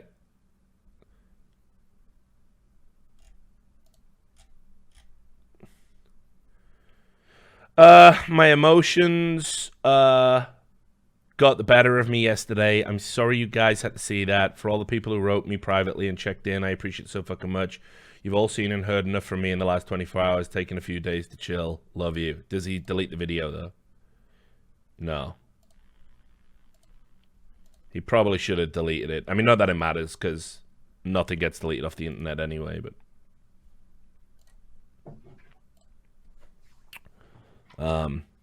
So, sorry, Banks just tweeted. Banks had just tweeted, so we were just looking at that. It's nothing related to any. It's not too spicy or anything. He just said, "Oh yeah, a bit of an idiot. Emotions got better of me. You won't hear from me again." So, counsel finally, he finally picked up the phone when the lawyers were ringing. Like, is there any chance you can get him on? Is that the type of thing you can do? Me and him, it's a strange relationship me and Banks have, right? Because I mean, right. So I initially was investigating the CSGO Wild stuff to basically see if FaZe actually owned it. And I was looking at, and basically there was a huge sprawling conspiracy when it came to the CSGO skins thing. Like, literally, people who were running the casinos were having meetings with each other in Vegas and sort of, like, cordoning off territories like they were mafia families. It was insane. And I had this, like, huge... Again, it was like that fucking guy from It's Always Sunny. I had this, like, huge sprawling thing. They met here, and they did this, and they did that. And, they had articles of whatever the fuck it's called when you register a company in like Antigua and all this. It was insane how deep I went. And Banks reached out to me, right? And he reached out and said, "Listen, bro, like, I'm being totally real with you. Like, we don't own it. It ain't about that. We just did some endorsements. We probably should have been a bit more transparent. But like, just you're going hard in the paint right now." And I like, being me, I was like, "Fuck you, you fucking piece of shit!" Like, I just didn't want to hear it at all because, like, I hated all of those Call of Duty guys, the fucking T. Martins of this world, who basically came into my fucking scene that I've been in for fucking 15 years, and we're just treating it like, hey, let's just rip off children. So fuck that. So there was no way I was going to break bread with the enemy. Like, it just wasn't going to happen. But what I didn't realize at the time was, he was having these bipolar episodes, and he had serious mental health problems. And I look back at how harsh I was, and it's like not a nice feeling. I talked to a dude going through that as harshly as I did. I didn't know, but if I had, I probably would have been a bit more fucking delicate. And so we haven't talked since then. But he knows who I am, and we have talked in the past, and he knows I'm a big critic of FaZe, so he'd probably not give me the clout or whatever as he calls it. I see. But I'd be happy to sit down with him. I'd fucking roast him like a fucking Sunday dinner. So, I mean, he probably is not the kind of interview he'd like. Dynamic. Well, like, him doing a Keemstar interview where it's like fucking Keem is just giving him like softball questions and like, "So do you feel betrayed by TFU?" And he's going, totally bro. Like, no, like, there's a lot of hard questions that FaZe need to answer for in it, and it just is what it is. But I don't think I could do it. But I mean, I'd love to talk to him as an owner because, like, I guess like kind of like back on like the court issue and everything is like, just before we go into the labor commission thing. Sure. I guess like the hill I kind of want to die on here is like, I just wish that we had better representation than that when something like this happens, because it lowers the credibility of the entire industry when something like this happens. And that's my big concern, right? Is like, there's so many people in esports that have worked so hard to get taken seriously. Totally. Yeah, and like when something like this happens and like serious allegations and like lawsuits come up, and then somebody like starts tweeting it's like emotional stuff and like making YouTube videos and going for the views and stuff. It's like all the eyes that are on esports, all the VC, all the brands, right, that want to advertise with us. Everything just like takes a look at it and goes, this esport, these guys aren't ready yet. They're still a bunch of kids, and then they pull off, right? Yeah, like it's like for esports to progress forward, we need owners that hold themselves to higher standards than this. Oh, absolutely. And look, I think what's going to start coming out, because like, I'm going to fucking write all this stuff up. I'm going to write it all up. I'm going to follow this court case. I'll be on the fucking court steps if it goes there, I believe.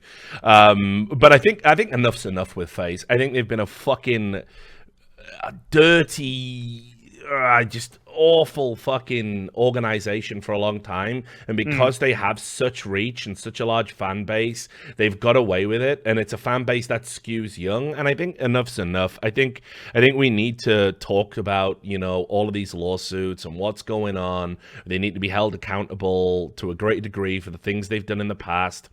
And I think you know, this is the start of a slew of bad press. I also think as well there was a big fear factor about talking about FaZe. I think when you look at how ineptly they're just handling everything, I think actually a lot of esports journalists and now mainstream reporters too are just going to feel very comfortable in picking them apart, and it needs to happen. I actually think a landscape. I don't say this about many organizations. I think a landscape without FaZe is actually a lot better for all of us. Why so? I think, first of all, the scruples. Again, like, let's just compare and contrast two Call of Duty organizations. FaZe, Optic, right?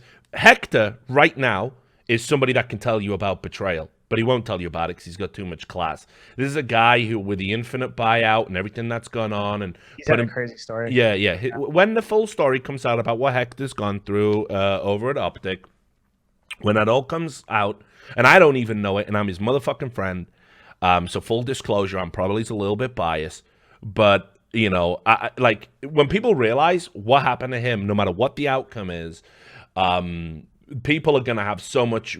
If you don't already respect Hector, there's no way you couldn't after this. And then on top of that, right, he's in the fight for his life to try and get his fucking, you know, baby back, his first fucking child, Optic Gaming, that he's built up out of nothing.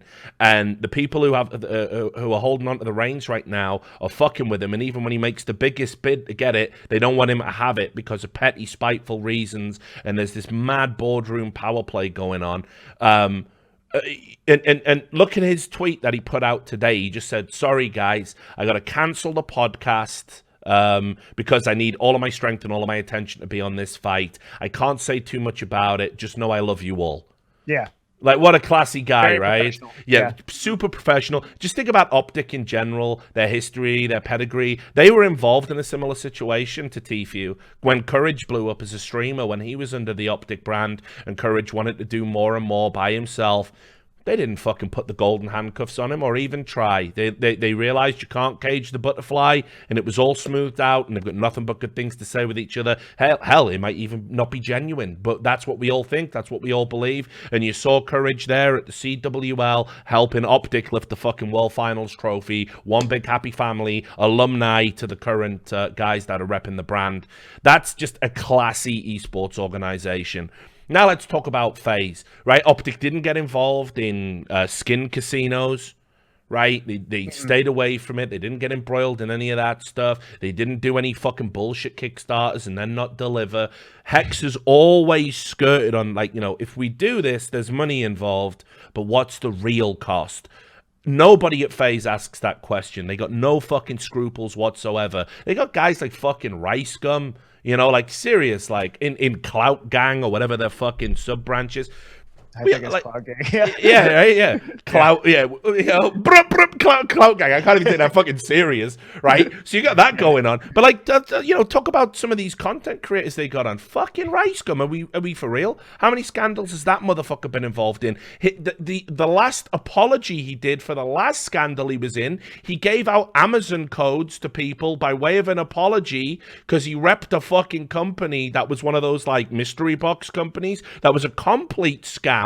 So he gave away Amazon codes as an apology, and the codes didn't work. They were already redeemed. Jeez. This and again, they skate every time. They skate every time, and nobody says anything about it because of how they're positioned in the industry. Like, just fuck FaZe, honestly. Fuck FaZe and everyone who's involved with them. Like, this shit's been a long time coming. I hope it's like Caesar on the fucking steps, dude. I hope everybody comes out with every little bit of beef, every little bit of bullshit they've done, and it just pancakes and crushes them. Because orgs like that, fuck it for everyone. They fuck it for everyone.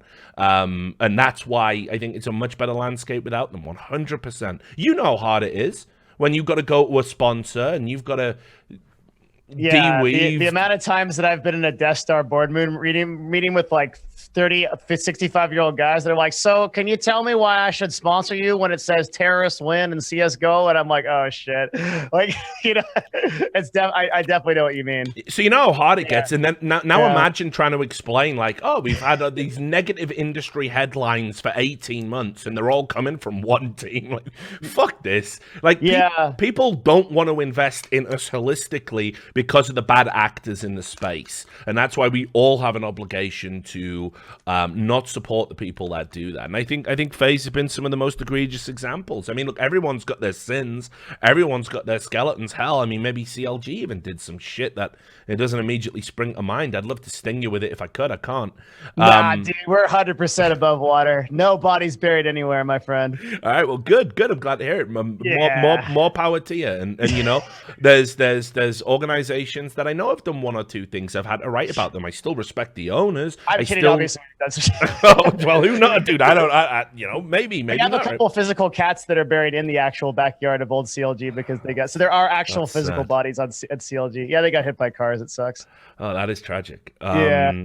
But you know, look, the point is that most organizations fuck up, do something bad, act in their self-interest. I didn't like it when Jack, right, who I have a lot of respect for, and we always sit down and have a scotch together, you know, and I didn't like it when Jack basically said that Stewie leaving the team was like, what was it he said, a betrayal, or he used that language again, which you don't like, you know, about how Jack's always been so close to his players. Yeah, and I get it. Abandoned. That was the word. Thanks. And it's like, come on, man. Like, you know, it's a star athlete pursuing other opportunities. It's gonna happen. The fans can use language like that. You as the owner probably shouldn't. It stokes some real nasty shit, and these players get enough of that. And you know, he's an old enough guy to know better. But ultimately, like Cloud9, I'm sure they've done all sorts of shit. I mean, but Cloud9 a net good for the industry? Absolutely. Absolutely. Jack at the end's a net good for the industry. Absolutely. I think so. Right? Yeah. You know, Reginald, fuck, man, me and him have had our differences, right?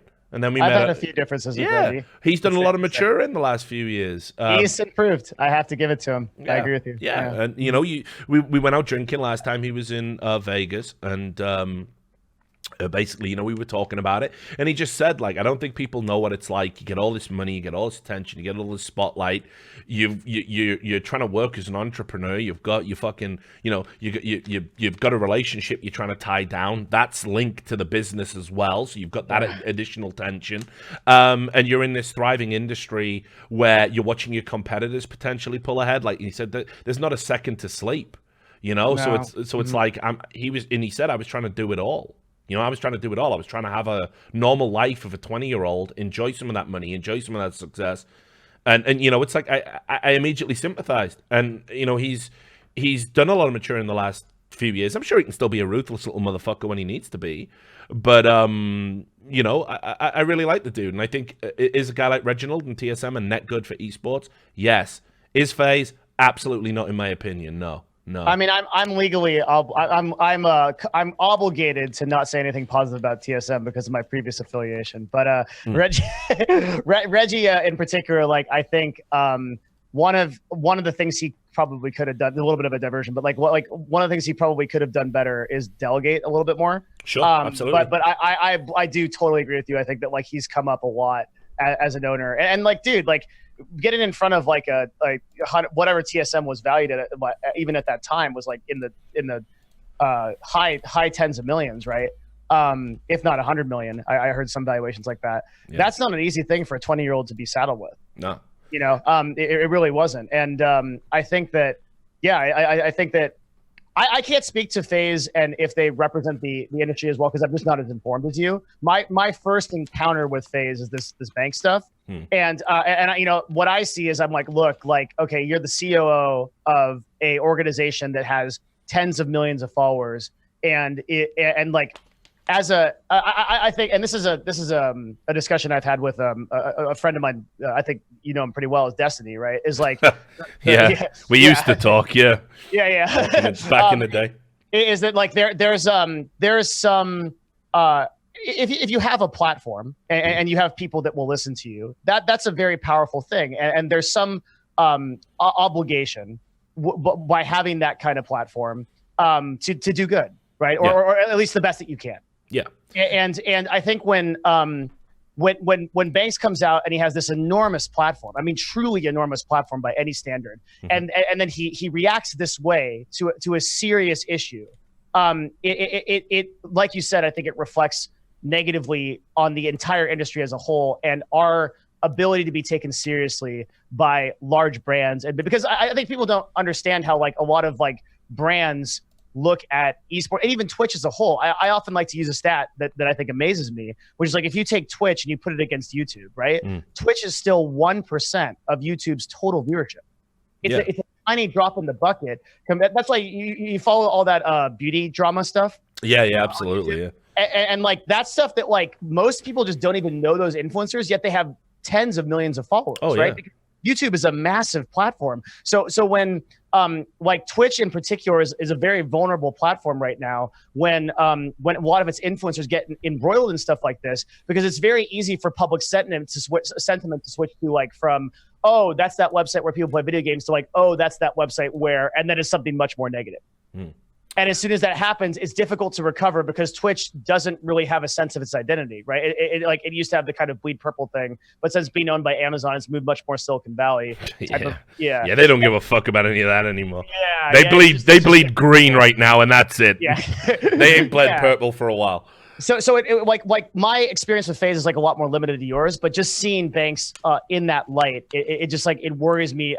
For the industry as a whole. Yeah. For sure. Yeah, it's just an awful look. And I can give you an anecdote that'll probably back this up. It might even have applied to CLG. You might be one of the adults in this anecdote, right? But what happened was basically back when ESL were trying to get the CSGO exclusivity league up and running. Yeah. Right? And they had that big meeting out over at the Twitch thing. So I've heard. Yeah. Sorry, you don't need to say nothing. Well, in the build-up to those meetings, like I think it was Reginald and it might have been Hotshot as well. But anyways, some of the younger owners and the younger voices in the room, like they were like, because they didn't even understand CSGO because they weren't from that world. ESL had to have basically two sets of meetings, and one was one where they let the young guys come along, and that was where quite famously Reginald was like, who does more for the industry, TSM or ESL? That was the quote. And obviously ESL execs are like, is this motherfucker? What's he saying?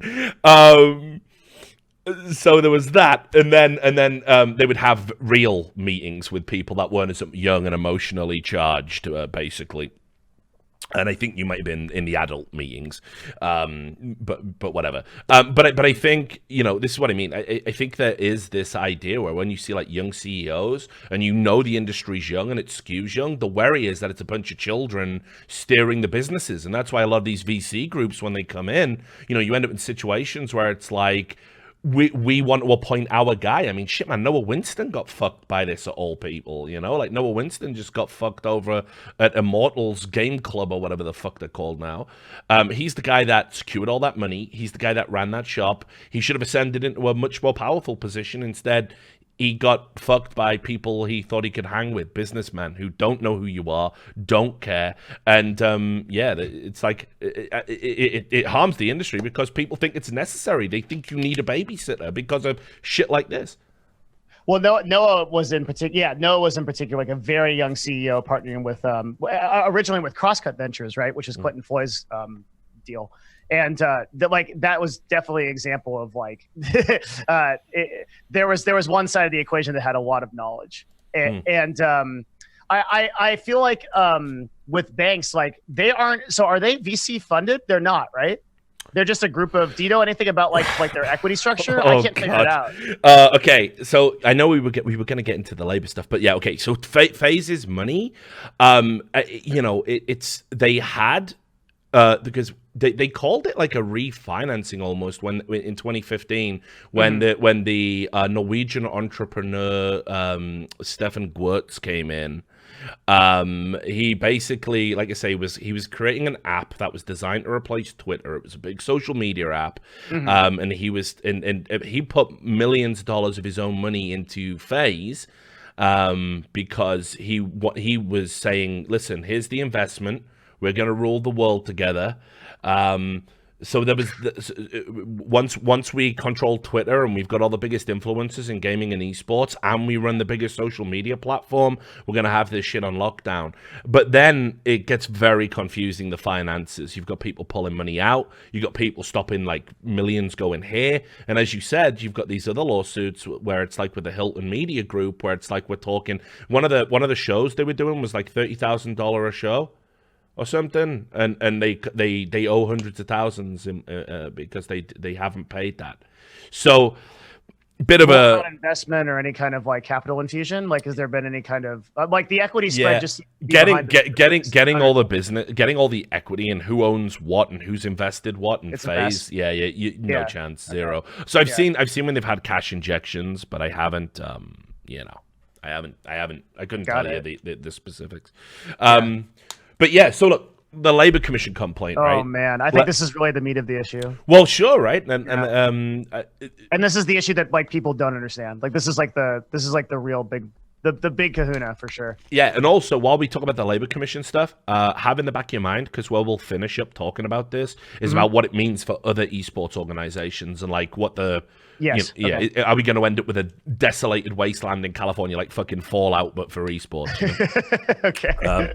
So basically, for the Labor Commission, I've got the relevant bit in front of me where they talk about how they've already got the head of the Labor Commission to basically determine whether or not the Labor Commissioner to determine whether or not this is worth them acting on and investigating.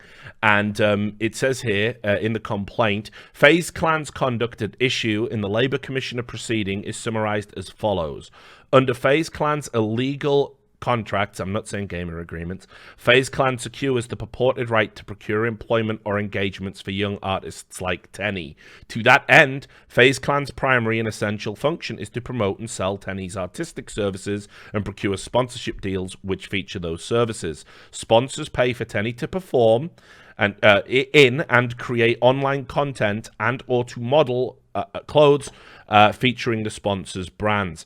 FaZe Clan then retains a grossly unconscionable commission, again that hyperbole, for sourcing the deal. Because FaZe Clan is unlicensed, it has avoided regulation by California's Labor Commission. The need for licensure and regulation, however, is dire. Not only does FaZe Clan take advantage of these young artists, it jeopardizes their health, their safety, and welfare in violation of the Talent Agency Act and the following labor codes. So that is this is the cataclysmic part of this for FaZe, because you are saying to the California Labor Commission, who protect all workers' rights, and there is a code of conduct that all employers and all talent agencies are bound by, and what you outline in the legal complaint is basically all in violation of these sections of the labor code. And that opens up, it was a misdemeanor to violate the Talent Agency Act and not have the correct license.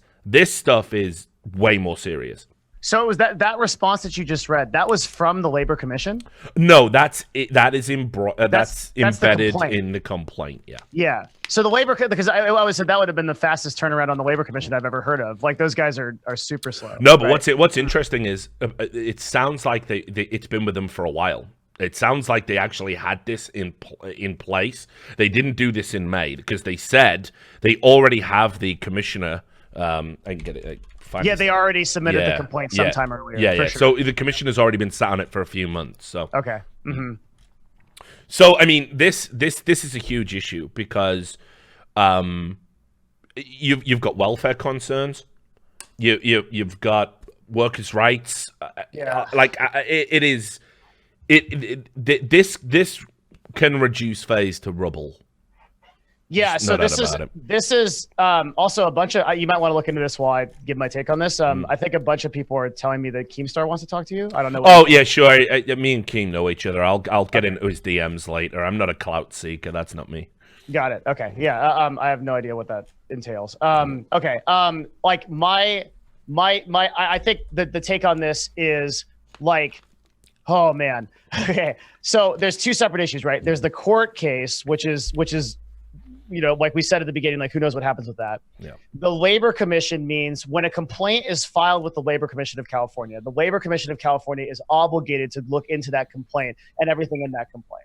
And what they're going to do is they're going to look through all of the evidence, all the YouTube videos, everything that's submitted to them. And I would guess, probably safe, educated guess, where this law firm did not screw around in submitting the complaints to the Labor Commission, right? Ahead of time as well. That's the beauty of it. Yeah.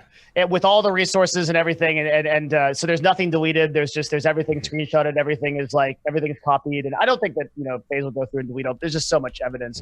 And so when we're looking at the issues, I went through the article and just found some of the issues that they said. I know one of them was the employing people that were underage, right? The High Sky issue. One of them was the issue of illegally gambling, apparently. Yep. Given alcohol before turning 21 and legally gambling. The other one was the TAA situation. And so it is safe to say, and this is the big point, right? A single one of these violations can knock FaZe out of commission if they're substantiated. A single one. It's not going to take but there's 4 or 5. Every single one of them, the Labor Commission has an obligation to actually address. And this is a crazy issue. If the Labor Commission comes down on this, at a minimum, FaZe can be fined, right? And at a maximum, they're completely barred from doing any business in California perpetually and starting any other kind of brand in California, all of them, right? And any income earned, which just has enormous implications for their YouTubes and their merch. It's so crazy. Yeah, I'm trying to bring up actually because I've got the codes that they're supposedly in violation of, and I'm just trying to find out the penalties for those codes. So I'm just real quickly Googling that. God, it's so convoluted to try and get this stuff. I probably could have got this last night as well if I hadn't gone down the fucking rabbit hole. A rabbit hole. Yeah, fuck. Yeah. But anyway, basically, what you're saying is absolutely on point.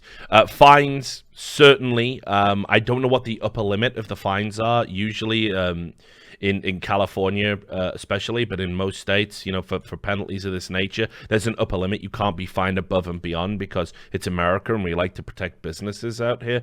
But the other the other issue, like you say, comes down to the welfare. Did they properly look after the people in their employ? Did they exploit the people in their employ? Did they,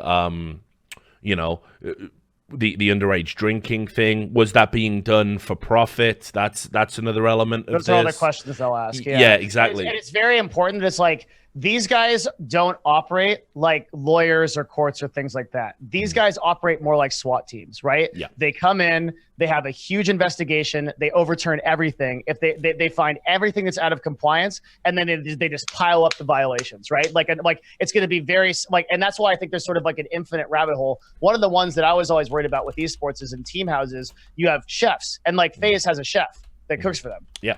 Do you think all that stuff is done by FDA regulations? There's massive FDA regulations around having food and serving it to employees. Yeah.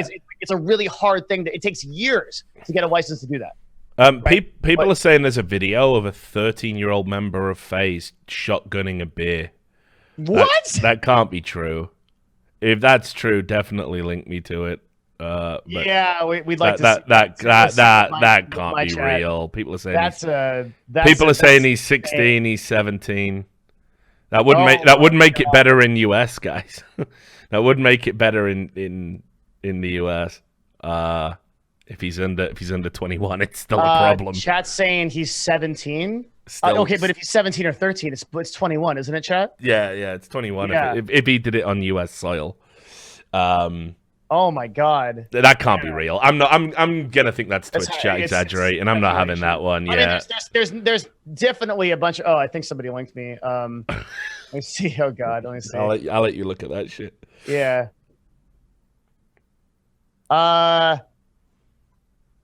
Yeah. I mean, if this is the video, I'll DM it to you. I don't know. Yeah, I don't know how legit it is. But yeah. So. This is another problem that you have with esports in general.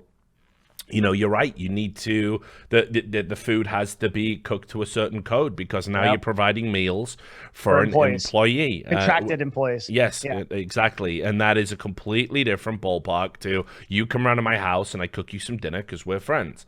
Yes. There has to be health and safety And I mean, regulations. quite possibly, like FaZe might be like, so if the chef is cooking, who's buying the ingredients? Yeah. Right. And so if who's buying the ingredients, it's a business expense.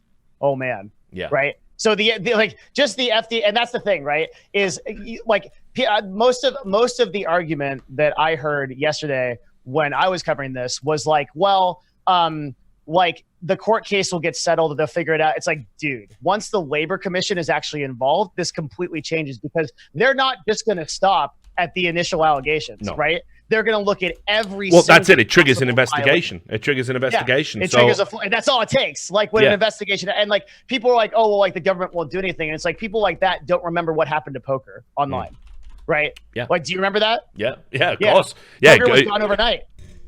Dude, I lost like I had not lots of money, but hundreds of dollars in various sites. I think like Full Tilt was the one I had the most in. Gone, get fucked. Gone. Yeah, just gone. Froze the assets, just straight up raided the companies. Like it was like full. Yeah, and it's like that when the government. I like equate the government to like the Eye of Sauron. That like when it turns on, like it's okay when it's not on you. It's like, oh yeah, there's like some orcs over there and trolls and stuff. But when it turns on you and it's like the whole army of Mordor marches, like, oh, you're doomed, man. Like they'll overturn everything, and that's the thing is like, how deep does the rabbit hole go with FaZe Clan? Like, and all the and this again, like in the context of I think what we're eventually going to talk about, which is the long-term future of esports. Yeah. So look, I did find something that people might be interested in. So this is from the summer of last year, June 2018.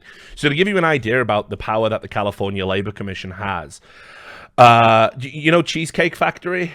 Yeah. Yeah, right. I eat there way too often. Right. Well, okay. Well, they have a lot of restaurants in Southern California, and basically the the California Labor Commissioner was able to issue a $4.57 million fine for violations of various labor codes, which included they were held liable for subcontractor wage violations. That's something that could pop up here because, are they contracted? Are you an agent? Are you their employer? Improper compliance to shift policies. Reviews of meal breaks and food quality not being adhered to. Mm-hmm. And improper rest and breaks during working hours. 4.57 million. Yeah, easy, right? I mean, the FDA just came in. I have my favorite Mexican food restaurant down the street. The FDA just came in straight up and shut that place down because they left their fridge open for 15 extra minutes. Yeah, like the government is so brutal and just outright, almost debatably like unreasonable that any self-respecting business owner that I've ever met is super afraid of them, myself included. Right? Like, not even if we're in compliance. Like, I report my taxes every year. I'm very careful. I go to a CPA. I'm still terrified of the IRS. I never want to get a call from them. I never want a letter from them. I just want to be like if they just leave me alone, great. And it's like when an investigation is open on you, that is by far the scariest thing. Because the Labor Commission going into FaZe Clan, the stuff that they can find and the fines they can dole out, and they can just say, look, you can't do business in California. Why wouldn't they? The Labor Commission doesn't care. They have no dog in the fight. Their only rule is that they want to see that businesses are in compliance. Yeah, that's it. And then you've got the other part that they've said they filed the complaint for. Well, actually, according to the article on Hollywood Reporter, but it isn't mentioned in the complaint itself, they imply, the lawyer intimates that about this 13-year-old that FaZe signed and about lying about his age. That opens up something if that's even proved to... and I imagine if the Labor Commission does decide to look at that, they just say, we need to see this kid's birth certificate, and it's so bad if this kid's 11 years old, and you're lying. Have you looked into that, or like, is there any like truth around that statement? I don't know. Yeah, okay. So I don't want to commit one way or the other, but I'm definitely going to do some digging on that because I think that's probably the most egregious example, and then it taps into Twitch and everything else. But then on top of that, they also are saying that the exclusivity in the contract is anti-competition, and they want to fight that. They want to absolutely bring that up, and let's pick through the bones because we're very happy that this is an anti-competitive contract. This is an anti-competitive measure. Now, what that would open up to, if the California Labor Commission comes in and looks at the contract and deems that what they did by saying, we choose all your sponsors, you can only work for us, you can only represent us and the sponsors that we say, and we take a cut for this service even though it's hindering your ability to earn and your ability to use your talents to freely make money for yourself. Right, which has already been established previously, right? Like, yes. You know that's the case, yeah. Yes. That would open it up to being potentially federal, because it's the FTC that come in and look at anti-competitive practices, and the California Labor Commission works in compliance with them and hands off any example of potentially anti-competitive behavior. That's a nightmare. Wow. So, like, again, this is what I mean. It's like FaZe, just get off the fucking merry-go-round as quickly as you can and make this go away and get back to dealing with the other fucking 5 lawsuits you're in. Well, at this point, they have to address the labor. Yeah. I mean, there has to be some, and that's all going to be internal, right? We're not going to know the details of any of that. And what will happen is, what's funny about it too is that the government is kind of classic in this way, right? That everyone will forget about it, and the issue will die down, and then the government will just be like, "And here is our decree," and then it will just happen, and it's like it's going to be months later when everything seems to be operating normally, and the government just comes out and busts it out, and like who knows what it's going to be. Yeah, well, because I remember reading this for another thing I was researching. Is it the Sherman Act when it goes federal? That's something that I don't know. Yeah, I think there's something called the Sherman Act, and if you get found in non-compliance with the Sherman Act, which covers restraint of trade in an illegal fashion, right? That's literally what the Sherman Act is for. Mm-hmm. The fines are insane because it becomes a felony. And the fine can be up to like $1 billion or something. It's fucking mental. It's so crazy. So I don't know if that could be applied here, but I do know from looking at the Sherman Act for a previous thing, the Sherman Act is any trust or employer or executor or whatever the fuck they're called, restraining trade in an illegal fashion. Wow. So, Keemstar's in the chat. What's up, Keem? How you doing, buddy? I was gonna get to you after this chat, Chief. I was gonna message you. I was gonna DM you. You know, it's good to see you here. But I'm a big fan. You know that, brother Keem. You know that. Although you did softball Banks, so we can talk about that. But anyway, I understand why you did though. You have a take. You don't know how to get it to me? Just DM me. What you mean you don't know how to get it to me? I'm on motherfucking Twitter. You DM me all the time. What are you talking about? Just DM me, dog.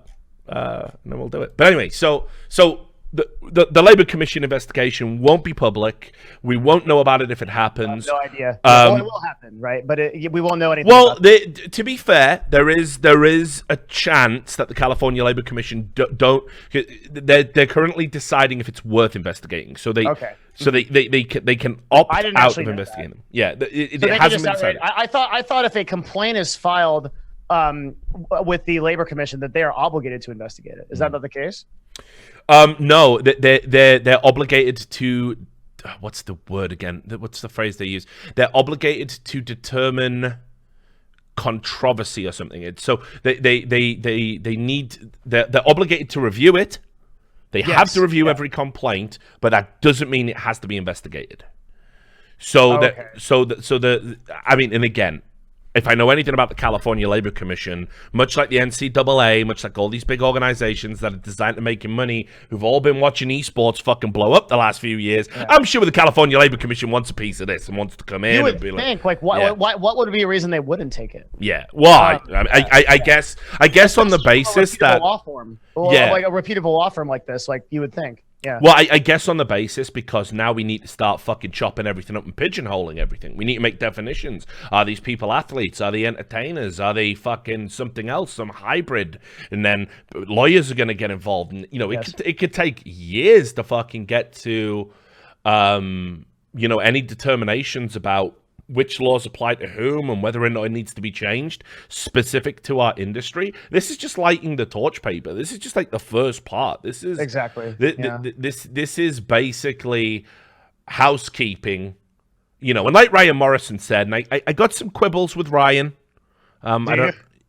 Yeah, because you know he was talking about how great it is that this is going to mean that players are going to be able to stand up for player rights and all. Yeah, he said something that I disagreed with too. I mean, I think I was kind of biased because I'm a team owner, or I was. But this whole thing of how much of the player's responsibility to review the contract before signing it or be proactive about hiring agents or lawyer reviews, it's the same level of responsibility that you would have reviewing Facebook's privacy policy.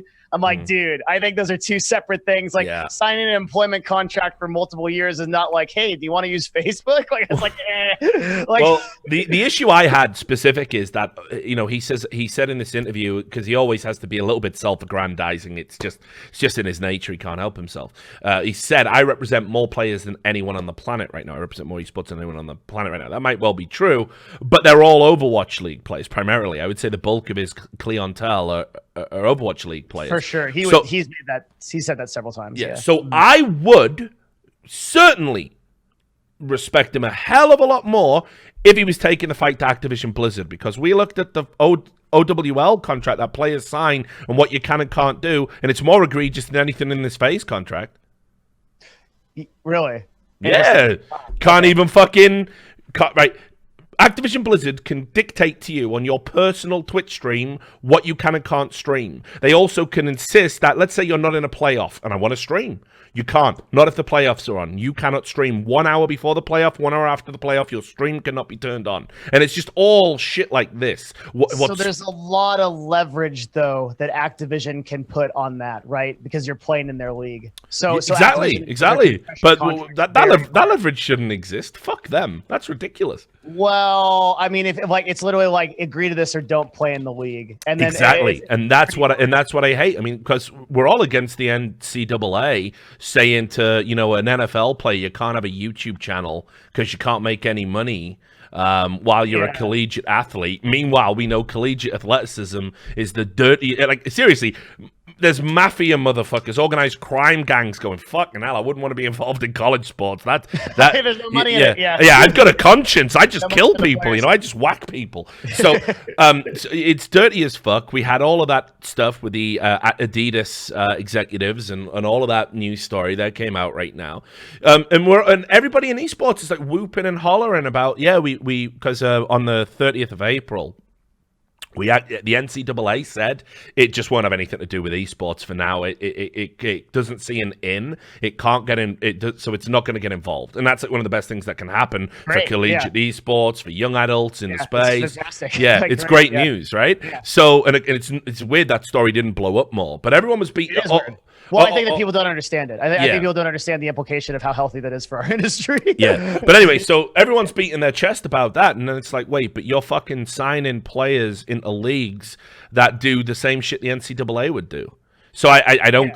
So, you know, I can't respect that. The Overwatch League contract is some of the most like the LCS contract before it, where they literally were trying to tell players you couldn't stream Hearthstone. Because Riot had a card game in development at the time. You couldn't stream Hearthstone on your own personal stream in your own personal time.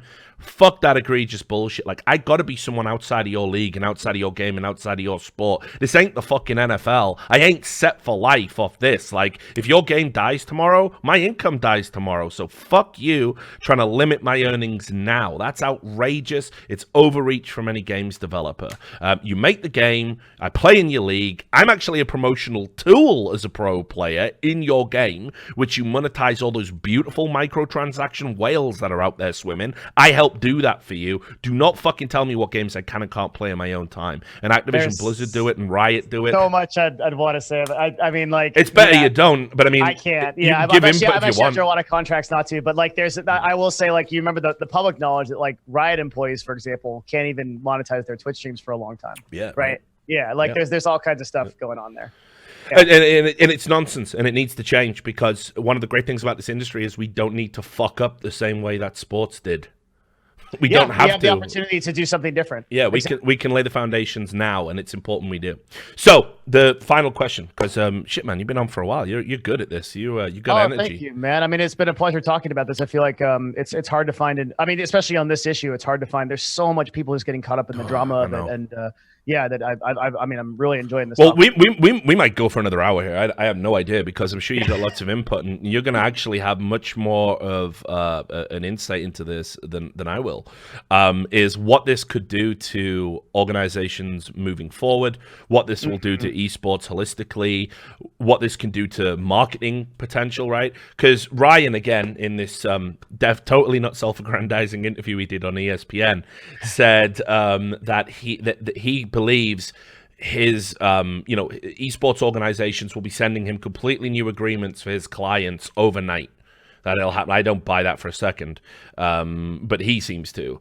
So let's start there. I mean, are esports organizations like looking over at fucking FaZe and going, fuck, man, if FaZe is fucked, we better start changing our shit now before we get fucked? No, I don't think immediately. I think that a precedent has to be set by some governing body, like i.e. the labor commission, before esports teams. Like what'll happen is that esports teams will instantly change once that precedent is set, right? So right now, esports teams are going to get away with whatever they can until such a time that they can't do that. There's been some suggestion that it's like the labor commission, once it looks into FaZe, will like go after other esports teams. I think that's probably not going to happen. I think what's more likely is that the Labor Commission outlines things that it expects as a standard from the industry. And as a result of that, all of the esports teams change very quickly. And I think we see that in two ways, right? The number one way is team houses. I think team houses just disappear. They become artifacts because there's just too much. I can't really see a way. And when we were selling to Madison Square Garden at CLG, one of the big discussions was like, how should we house our players, right? And when we were looking at it from a liability standpoint, because at that point we were going to be owned by a public company, which has tons of implications beyond just being owned by a private like VC firm, right? You're beholden to the SEC. So we were having an internal debate about how we ought to house players, and what we came up with, what a really good team of lawyers came up with is there really is no way to house players in a way that is going to defeat all of the liability problems with it. Like, there's just no way to do that.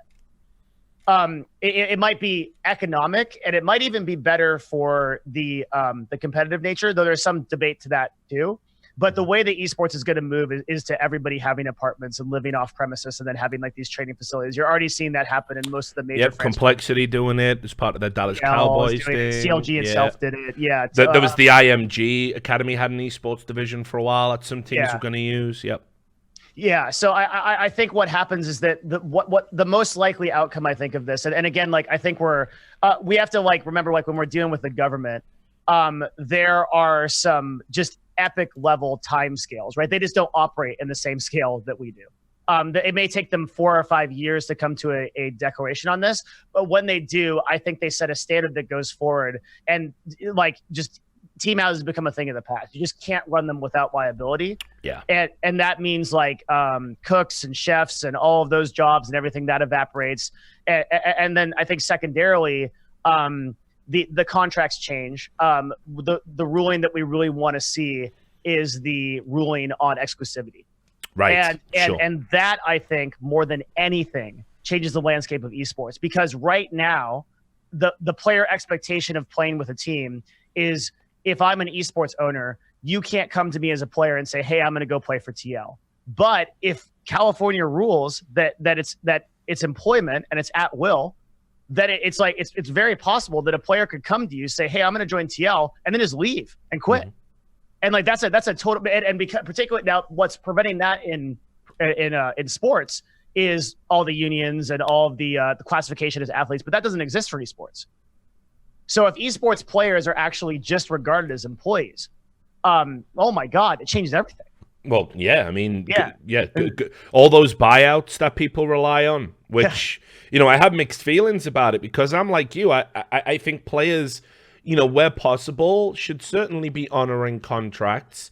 And I think where possible, these esports organizations should recognize if a player gets a better opportunity, within reason, you should be letting them go. I mean, if you're egregiously losing out and you're massively out of pocket, and it's been done in a very unfair way, and perhaps even in a way that like violates rules around a franchised league, poaching, that sort of thing, then yeah, we should probably do what we can to stop that. But ultimately, I like the idea of, we had a thing in soccer, which was called the Bosman ruling, right? And people probably don't remember this, but there was a footballer called John Bosman. This goes back a while. It's just become a normal part of the landscape right now. But it used to be that when you signed a contract to play for a team, they could still keep you beyond the parameters of that contract.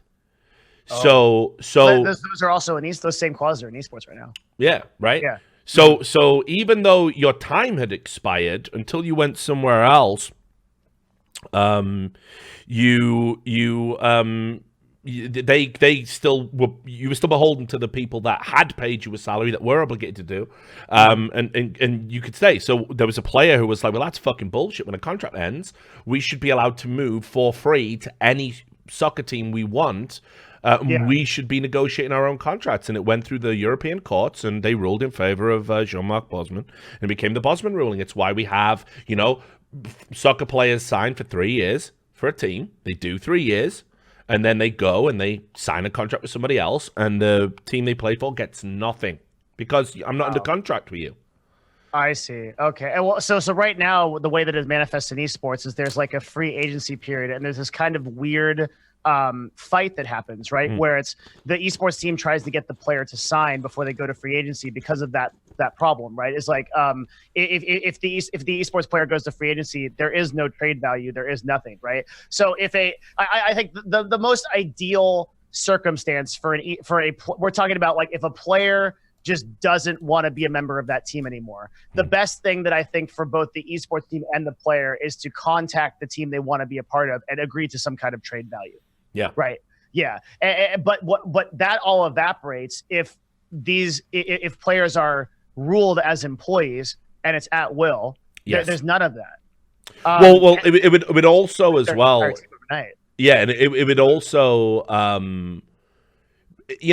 it could potentially open up some serious problems for players too. It wouldn't just be the orgs that would suffer, because termination for cause suddenly comes into the discussion. I feel like esports teams kind of already have those. Yeah, I agree. I think they pretty much enact that anyway, and just no one ever contests it. Exactly. But generally, in some games, what you have a tendency to see is, oh, we benched this player.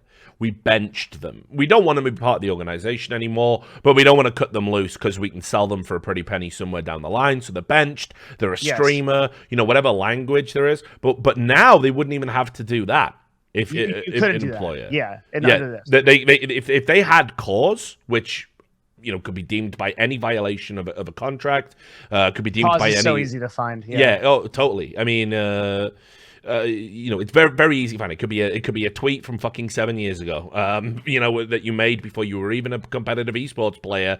Now you would be handing. So it would change the paradigm, I think, heavily in favor of players, but not exclusively. There would be some people that would suffer from it being an employee-employer relationship for sure, I think. So you think that there's actually potential for players themselves to suffer? Yeah. It is a potential. It's the smaller part of the argument, For sure. But no doubt about that. But obviously, there's certain hoops that people jump through. For example, when you're benched, you make a salary still. It's very often in esports contracts now that if you get benched or you're out of the team, you make a reduced salary, but you're still usually about 25% of the... Yeah, but you're still under contract, so you're still getting money. Now, if I'm an esport, if I've got a player that isn't considered very good, or didn't play very well, or there's rumors flying around that they're difficult to work with, and I can't offload this motherfucker for his buyout fee, right? Well, imagine a world where I don't even have to do that. I just get my assistant to go through his Twitter history. Oh, right. Well, look, in 2012, you called someone a cunt. I consider that a slur. That's not how we like to represent our organization. And this tweet's blowing up now because I also have my assistant tell people about it and tell media groups about it. And Deserto ran a story about it. So now you're fucked. So now I get to fire you for cause. So I mean, you can also you can look at it's so much easier than that even, because one of the clauses in every esports contract I've ever seen is if you're underperforming, right? As defined by you're not winning games basically. The underperformance clauses are brilliant because it's such nebulous language. What does that mean? If your owner sets the standard, you must win tournaments, and you finish second, you're technically underperforming. Yes, yeah, and then you can be benched, and then you can be held to contract. So, and I want to be clear too, just on the side of the team owners, that this doesn't. The player option in response to this is always to go nuclear, right? So all a player needs to do is go, hey, I was benched for underperforming. I can't leave my on Twitter. I can't leave my contract. They're holding me to it. This is evil. And then immediately it's just a shitstorm, right? Yeah. So it usually, while these are what Richard and I are talking about right now are these are what we're talking about are contractual things written in contracts. In practice, I can't think of many times when an org benched somebody, held them to contract, and then they couldn't get out of it and they were stuck because the fear of the feedback on social media is so great that if that actually happened, the org would just be hosed. Yeah. So I think what's likely to come out of this, for all the LA-based esports organizations, again, if you're one of the ones who are based down in Texas, you don't need to give much of a fuck about this, honestly. A lot of this will be very specific to California because, not exclusively, not some of the issues, but I mean, we are talking almost exclusively about a California issue here. I mean, that's another thing to consider. For now. For now, I think it will have wide-reaching ramifications, but that's years off. So long, so long. The California issue is right in front of us, and I mean that is particularly relevant because most of the major esports publishers are incorporated in California, so they're going to be beholden to that law, right? Yeah. Most of the players play in California because Riot Studios is in Santa Monica and Blizzard. I think Blizzard plays all over the place, or how does that work? Well, yeah, because now they have a road show, but it does say in their contract, their wonderful, fair contract to players, that it's the laws of California that bind you. It was quite interesting, actually. While that Riot Games forced arbitration thing was going through, everybody ignored that the Overwatch League contract had it that you waived your rights to sue them.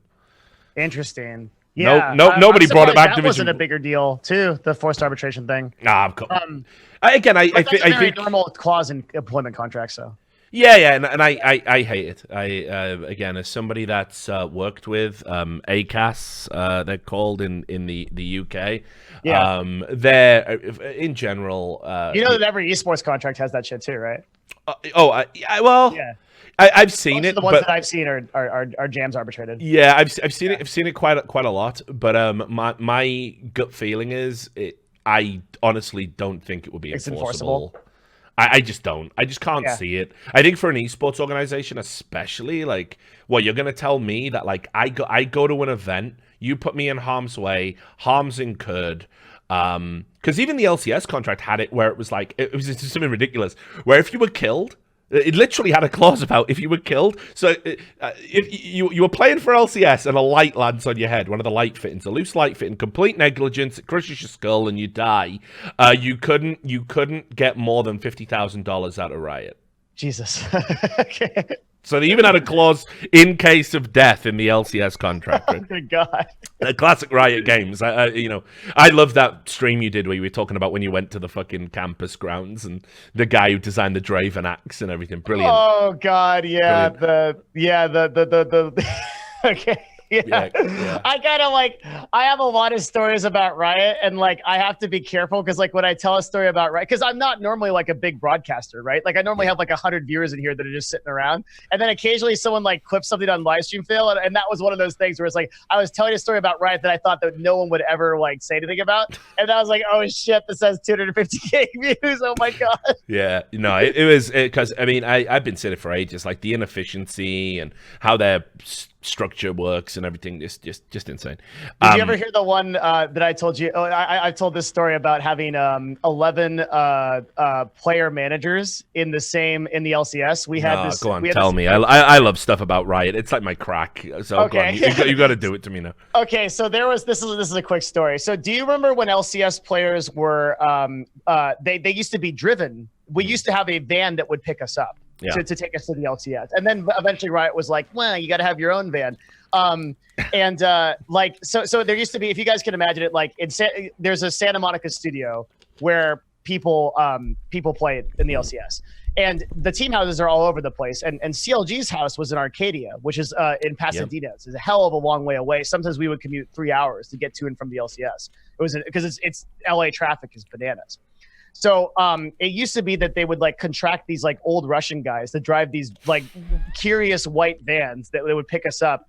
And these people have very questionable, just kind of weird dudes. They wouldn't really talk to us, and they were just kind of had heavy accents. But whatever. Okay, they got us to the location, and I didn't die. Great. So they're driving. So they would take these vans, and these vans were always late. So one time I'm not going to say who the people were because you know all these people, I'm sure. But there's when I first got to the LCS, I was working for Dignitas, and this is my first experience dealing with this. And the van was late, and my players were pissed off. They wanted to go home, and they're all "Where the hell is the van?" So I go to this player manager, and I'm "Where's the van?" And he's like, "Not my job, dude." And I'm like, "Well, whose job is it? You're the guy that manages the players."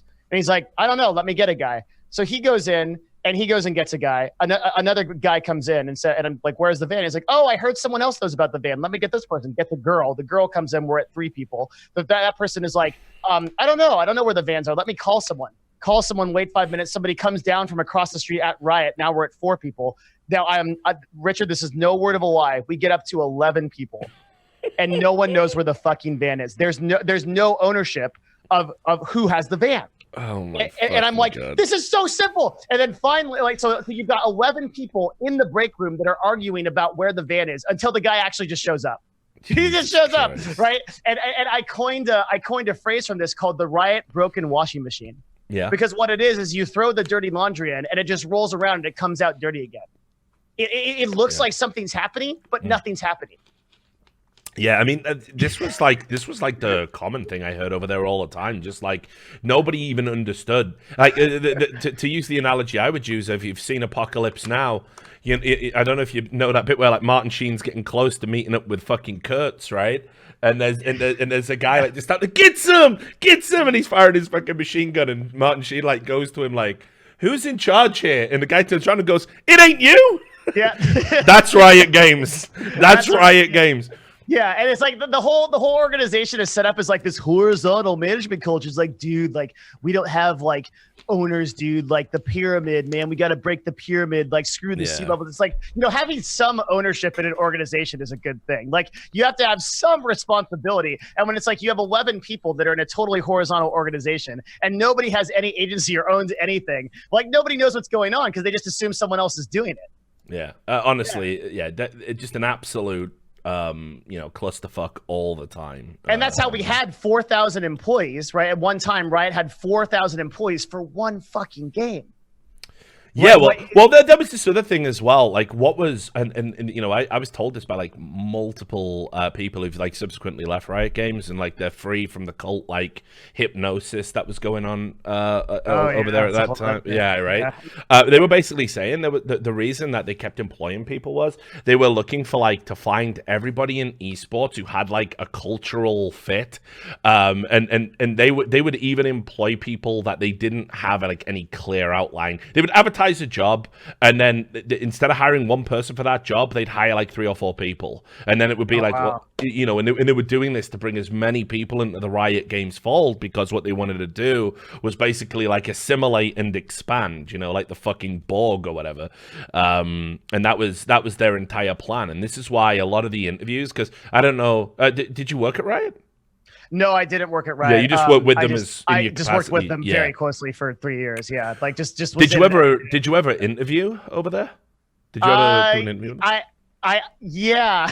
Okay. so there was a job offer on the table. Yeah, I don't want to say like too much about it, but there was something going on there for sure. Yeah. So do you like how many interviews in the interview process were there? Not very far, because I immediately saw what the culture was like, and I was like, I can't do this. Yeah. Mm-hmm. Okay. Yeah. So what one of the things that they would do is that if they didn't feel they could position someone immediately, they would stall. So they would so they would just insist on another interview. So I knew people who were like, oh, I had to do 9 interviews. Oh my god. I took 9. I took one look at that stuff, man, and I was getting it was a pretty like decently high level position, so it was like a pretty serious conversation. Yeah. I turned 360 degrees and walked right out of there, dude. I was like, there's no way I could do this. Nah, it was wild. And some of the questions as well, because there was obviously the famous Monty question, the me question. This was about finding alliances, which they believed were a big important part of the cultural fit. You can't have a Richard Lewis fan work at Riot Games, obviously, because Richard Lewis hates Riot Games.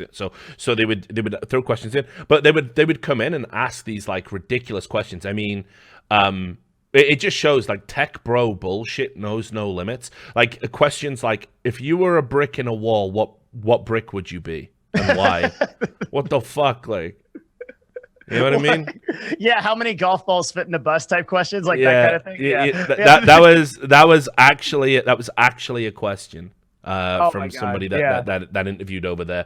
If you were a brick in a wall, what brick would you be and why? And it's just like, at that point, you're wasting my motherfucking time. Like, this is so stupid. This has got nothing to do with competency. It's got no, you know. Yeah, it very much takes a certain type of personality to be there. And the thing is, too, like you nailed it. Like there really is. So there's a concept in like business called KPIs, like key performance indicators, just like a way to track obligations or ongoing things that you're trying to accomplish in the company, and it just doesn't exist in most tech companies, and especially like Riot. They but on the like, if you sit one down, I say it like, you pick one out, sit one down. You try and deprogram one of them. Yeah, like exactly. Like they'll tell you like, yeah, like we have objectives, and like I clearly understand my objectives. But like when you really nail it down and be like, well, what are those objectives? Like, what's the time frame you're supposed to complete these things? It's just like, no, they have like a very like rough timeline, but like they have no idea of like what's actually trying to be accomplished. Yeah, maybe it's different now, but certainly it wasn't when I was there. Yeah. If anything, it sounds like it's actually got worse, because they've had a lot of sort of aborted projects at the moment, where they were adamant they were going to go into one thing, and then they withdrawn. Then they had all that internal beef with Tencent, because Tencent wanted to make them. So what I got told was from a Tencent source of all things was that Tencent were like, look, you've got this great IP. In the former League of Legends, and you're not making any other games about it. So what we want to do now that we've like acquired all of Riot Games and we're back in the driving seat, we want you to do a bunch of shit, grindy mobile phone games, freemium bullshit, right? And of course, a lot of the fucking Riot execs are like, oh my god, no, not our precious League of Legends IP, which itself was so fucking derivative of Dota and everything else. No, you can't do this. It's our children, like all this like hand-wringing about it. So they were like basically sort of being pressured to kind of like make stuff they didn't want to put their name to. The cannibalization, man. It's like Riot goes, like, takes everything from Blizzard. Blizzard takes everything from Warhammer 40K. And just the cannibalization continues. Games Workshop are the ones who really missed out on all of this, I think. Yes, it's so true. It's so true. And like everyone just moved on. It's like the whole like WoW was the first MMO thing. It's like everybody forgot about EverQuest and Dark Age of Camelot. Yeah. Like it's the same thing. It's like Games Workshop, they had the whole 40K title. Blizzard just goes and copy and pastes it into StarCraft and Warcraft and just gets away with it, and nobody even remembers it. No, but there was a lawsuit, wasn't there? And yes. Didn't they rule that they were materially different enough? It's some unique enough IP that it did it, which is just so crazy to me. It's like just literally, I mean, like copy and paste. They're literally called Space Marines. I mean, I don't even know. Yeah, it's why I've always hated like Blizzard a little bit, just a little bit, not as much as I did now. Like now I loathe the company, but you know, I always hate them a little. I always very diplomatic. I love it. Always, you know, because they were always like, yo, we stole a bunch of ideas, and they're like, look at all this great shit we created. Like, oh, fuck off, man. I was playing fucking Warhammer and 40K way before Blizzard was around. What the fuck you talking about? And it's all the same shit. I do think that Blizzard, like, now is sort of showing a different coloration. Like, look definitely. At like the last year. It's like, okay, they've got World of Warcraft Classic and Warcraft 3 Classic, right? Like, they're not making anything new. They're struggling so. I mean, I guess there's Diablo Immortal, but like they're struggling. That's not even their game, right? Well, they said they're not going to announce any new games. They did the next BlizzCon. I'm pretty sure that came out. Oh no, might have been Jason Schreier that said that. So what that means is it's all DLC. God. And expansions. I don't know if Blizzard could have another BlizzCon like the last one. Man. Yeah, I'm not ready for that. It's too soon. What's the matter? Don't you have a phone, Devin? What's wrong with you? I do have a phone. I'm gonna use it to call an Uber and get as far away from Blizzard as possible. Yeah, it's just too much. Oh my God. So look, let's wrap it up, and I'll let you bounce. And then apparently I've got to play this Keemstar video, which will probably get my channel banned. Is Keemstar's allowed back on Twitch now, right? He wasn't before. Yeah, he was banned from Twitch for Why? a bit. Well, I mean, I don't know anything about the guy. You could throw a fucking dart at a board with Brother Keem, no doubt about it. But there's a Twitch staff member in my chat that hangs here. Can you just clarify? Did they? I just had a staff member say he's allowed. Yeah. Okay. Good. Yeah. Awesome. Brilliant. Thank you. So that's fine. But yeah, he used to be. He was banned, and obviously when people are banned on Twitch, can't. Okay. But look, so just some final points. Sure. You know, to kind of wrap it up in a neat little bow. So I mean, basically, your what are your feelings? Like, where do you think this goes, and what do you think over the next 6? You know, well, I don't want to give you a time frame, but what do you think of sort of the immediate changes that are likely to come out of this whole situation between FaZe and Tfue? Immediate, I actually don't think there's much. I think a lot relies on Tfue's actual statement to sort of clarify some of these. Since so much of the court issue was about pay. And FaZe, and particularly Banks, is like really platforming or campaigning, I should say, on this platform of like the $60,000 number. Whether or not that gets contested by Tfue's counsel is really interesting to me. Yeah. And I think the most immediate change is going to be in that statement, because if something happens there to contest FaZe's claim, and then that shit show happens, there's going to be a bunch of like drama back and forth on that, right? And I think that's the most immediate thing that's going to happen. Like probably within the next 48 to 72 hours, we'll see Tfue come out with some kind of statement that clarifies kind of like what he's going after. As far as like on the business side, the Labor Commission takes a long time. We both know that. I just don't anticipate anything happening in any like real time frame. I think the implications of the whole thing are enormous. But I think it's just going to take a lot of time for that to resolve. What do you think? Well, I think, okay, so I think, when I said initial, I probably, it would have been better to say short term, so apologies. But so short term. I think, first of all, FaZe absolutely need to get with Tfue's lawyers, and they got to let him go. Deal with this. Yeah, do it. Just cut him loose. It's not worth the headache where this is going to go. You at least then make the court case go away, and because the court case isn't active, the Labor Commission does lose a little bit of impetus, I think, to get involved and to do their own investigation, which right now might be it might be unavoidable. The next thing I kind of think it is. Yeah, I agree. Yeah, I think the next thing that FaZe absolutely need to do right now, because people are pulling through all their video. You film everything. Yes. And because of the Labor Commission element, and because of other people who might want to leave, your organization. Right now, everyone is going through everything with a fine-tooth comb. In the time I've been talking to you, people have linked me about 5 fucking videos. Apparently, High Sky's real age has been fucking exposed, so they have lied. Yeah. And again, I'll have to look at the video before I make a determination. I'll probably do that on the stream before I go to bed. There's footage of other FaZe players who were underage shotgunning beers.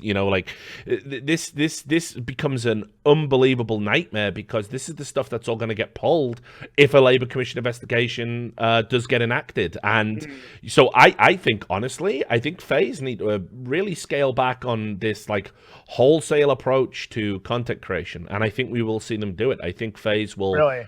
Yeah, I think you have to. I think you've got to tell everyone in the organization, stop just with wild abandon pointing cameras at everything until this Labor Commission goes away. So who is that voice within FaZe that does that, though, if they don't have anybody that's actually business savvy? Well, this is the thing. They must do, because from what I've seen from the legal representation's good, but it just looks like FaZe has become this huge sprawling, in these lawsuits, they're naming people, 10 people from FaZe, and then naming an additional people as John Doe 1, John Doe 2, who apparently are also elements within companies. And it's this huge sprawling nightmare. So someone's got to start fucking cracking the whip, just getting everybody on the same page, and just saying, listen, guys, from now on, one voice. It's this voice. No one else does anything without their say-so. I think they got to start running. Banks has said, I'm going to be offline for a few days. Motherfucker needs to be offline until this is out. Yeah. He's got to be all the way gone. And for his own safety, I say it with love. I don't say it with hate, because this is a guy who admittedly has bipolar and has had substance abuse issues and had other problems. He could be more harm to himself right now by saying stuff and trying to talk about his emotions, which clearly he's not very good at processing. So the best thing for him is to be away from the stress and the spotlight and the scrutiny, and somebody should really insist upon that over at the organization. But I also think in terms of your content that they're making right now, it's got to be scripted, it's got to be pre-approved, everything needs to go through some form of legal approval. They need to get everybody that they can, all hands on pumps, to go through everything that's out there right now and start pulling anything that's incriminating. Wow. And start going through it. This is just what I would do. I would completely shut down operations till we had a handle on our output, because we're talking about 20-year-olds drinking alcohol, and what, you're going to give them free access to social media and your YouTube and everything else? So the thing I would say is, do you think the entire culture of an organization, speaking from one of the most challenging things I had to do at CLG was define our content strategy, and we had to we kind of came the opposite direction of FaZe, is that we had a culture of people who really didn't like being on camera, and so we had to practice almost practice putting them on camera to be able to discuss sensitive issues. FaZe is on the absolute opposite end of that spectrum, aren't they? Where it's they are literally filming everything. So you have to retrain the culture from the ground up, right? To actually get it to the. Do you think that's possible in any realistic amount of time? I mean, it's definitely the goal they're going to have to work towards, because look, this is a necessity. Yeah, this is a problem that's going to come up time and time again. I mean, apart from the lack of scruples in their business dealings, where it's if anybody says, "Hey, this will make money," well, FaZe don't say, "Oh, what are the ethical problems with it?" That's not a question. They just go, "Oh, this will make money? Brilliant. Let's have Rice Gun promoting mystery boxes. Let's do fucking, skin casinos. Let's, So that's a much broader cultural problem, where their choice of business venture is horrendous, and it is starting to hurt them in terms of the lawsuits they're getting jammed up in and the controversy. And honestly, it's the type of thing where if you were an unscrupulous person and you really wanted to hurt FaZe, every time they announce a big sponsor, you could pull all of their sins, put it in a deck, send it to that sponsor. That's a very supervillain way. to do something. Yeah, you'd Dude, have to have some. there are people with way too much fucking time on their hands. Again, right? I saw it happen to your boy Steven multiple times. I remember when I saw it when SRS came for him, and every time he would announce a big sponsor, you get all these little fucking basement-dwelling gremlins with nothing better to do, writing letters and posting the receipts. And I always spoke out against that because this was at a time when Steven was going to have a new, going to have a child in his life, and hurting his bottom line was hurting the kid inadvertently. So I never signed off on that. It's a little bit different with FaZe. So I think people, I think they've really got to change the culture. I mean, what's it going to be tomorrow? And as I said, videos of kids drinking, they need to get with Twitch and Epic Games about whether or not they lied about this kid being 13. They need to get ahead of that. Because, I mean, so that's number 3 that needs to happen. If they have lied, they need to privately come clean to both of those entities and ask for clemency. Yeah, definitely. I think so. So what you're seeing, and you think in the short term, there's basically a total cultural change in FaZe out of necessity to be able to answer these. I think they've got to get the gears in motion because it just gets worse and worse otherwise, and then eventually that leads to like a snowball effect that just destroys the organization if it's not already. Yeah, I mean, I'm kind of one down from you. I think what'll probably happen is a lot of bad shit will happen. A lot of people will leave FaZe. They'll lose a lot of their market value, and they'll relocate. I see. And I think that's how the story ends. I don't think it's the end of FaZe per se. I wish it would be. As I said, I think they're a vampire. I don't either. Yeah, I mean that's not my like official position. Like I think FaZe is too big of an entity and can operate in too many places and just has too much of a following to like actually just go away. Yeah, but I think FaZe as is, like you said in that clip where you were like, I think this is the end of FaZe. I think FaZe as is certainly is this like sprawling like media as entity. We know it to be. Yeah. They're going to relocate to maybe Houston or something like that, or Vegas, maybe a better fit, and get away from all of the shit that they're bringing down on themselves right now.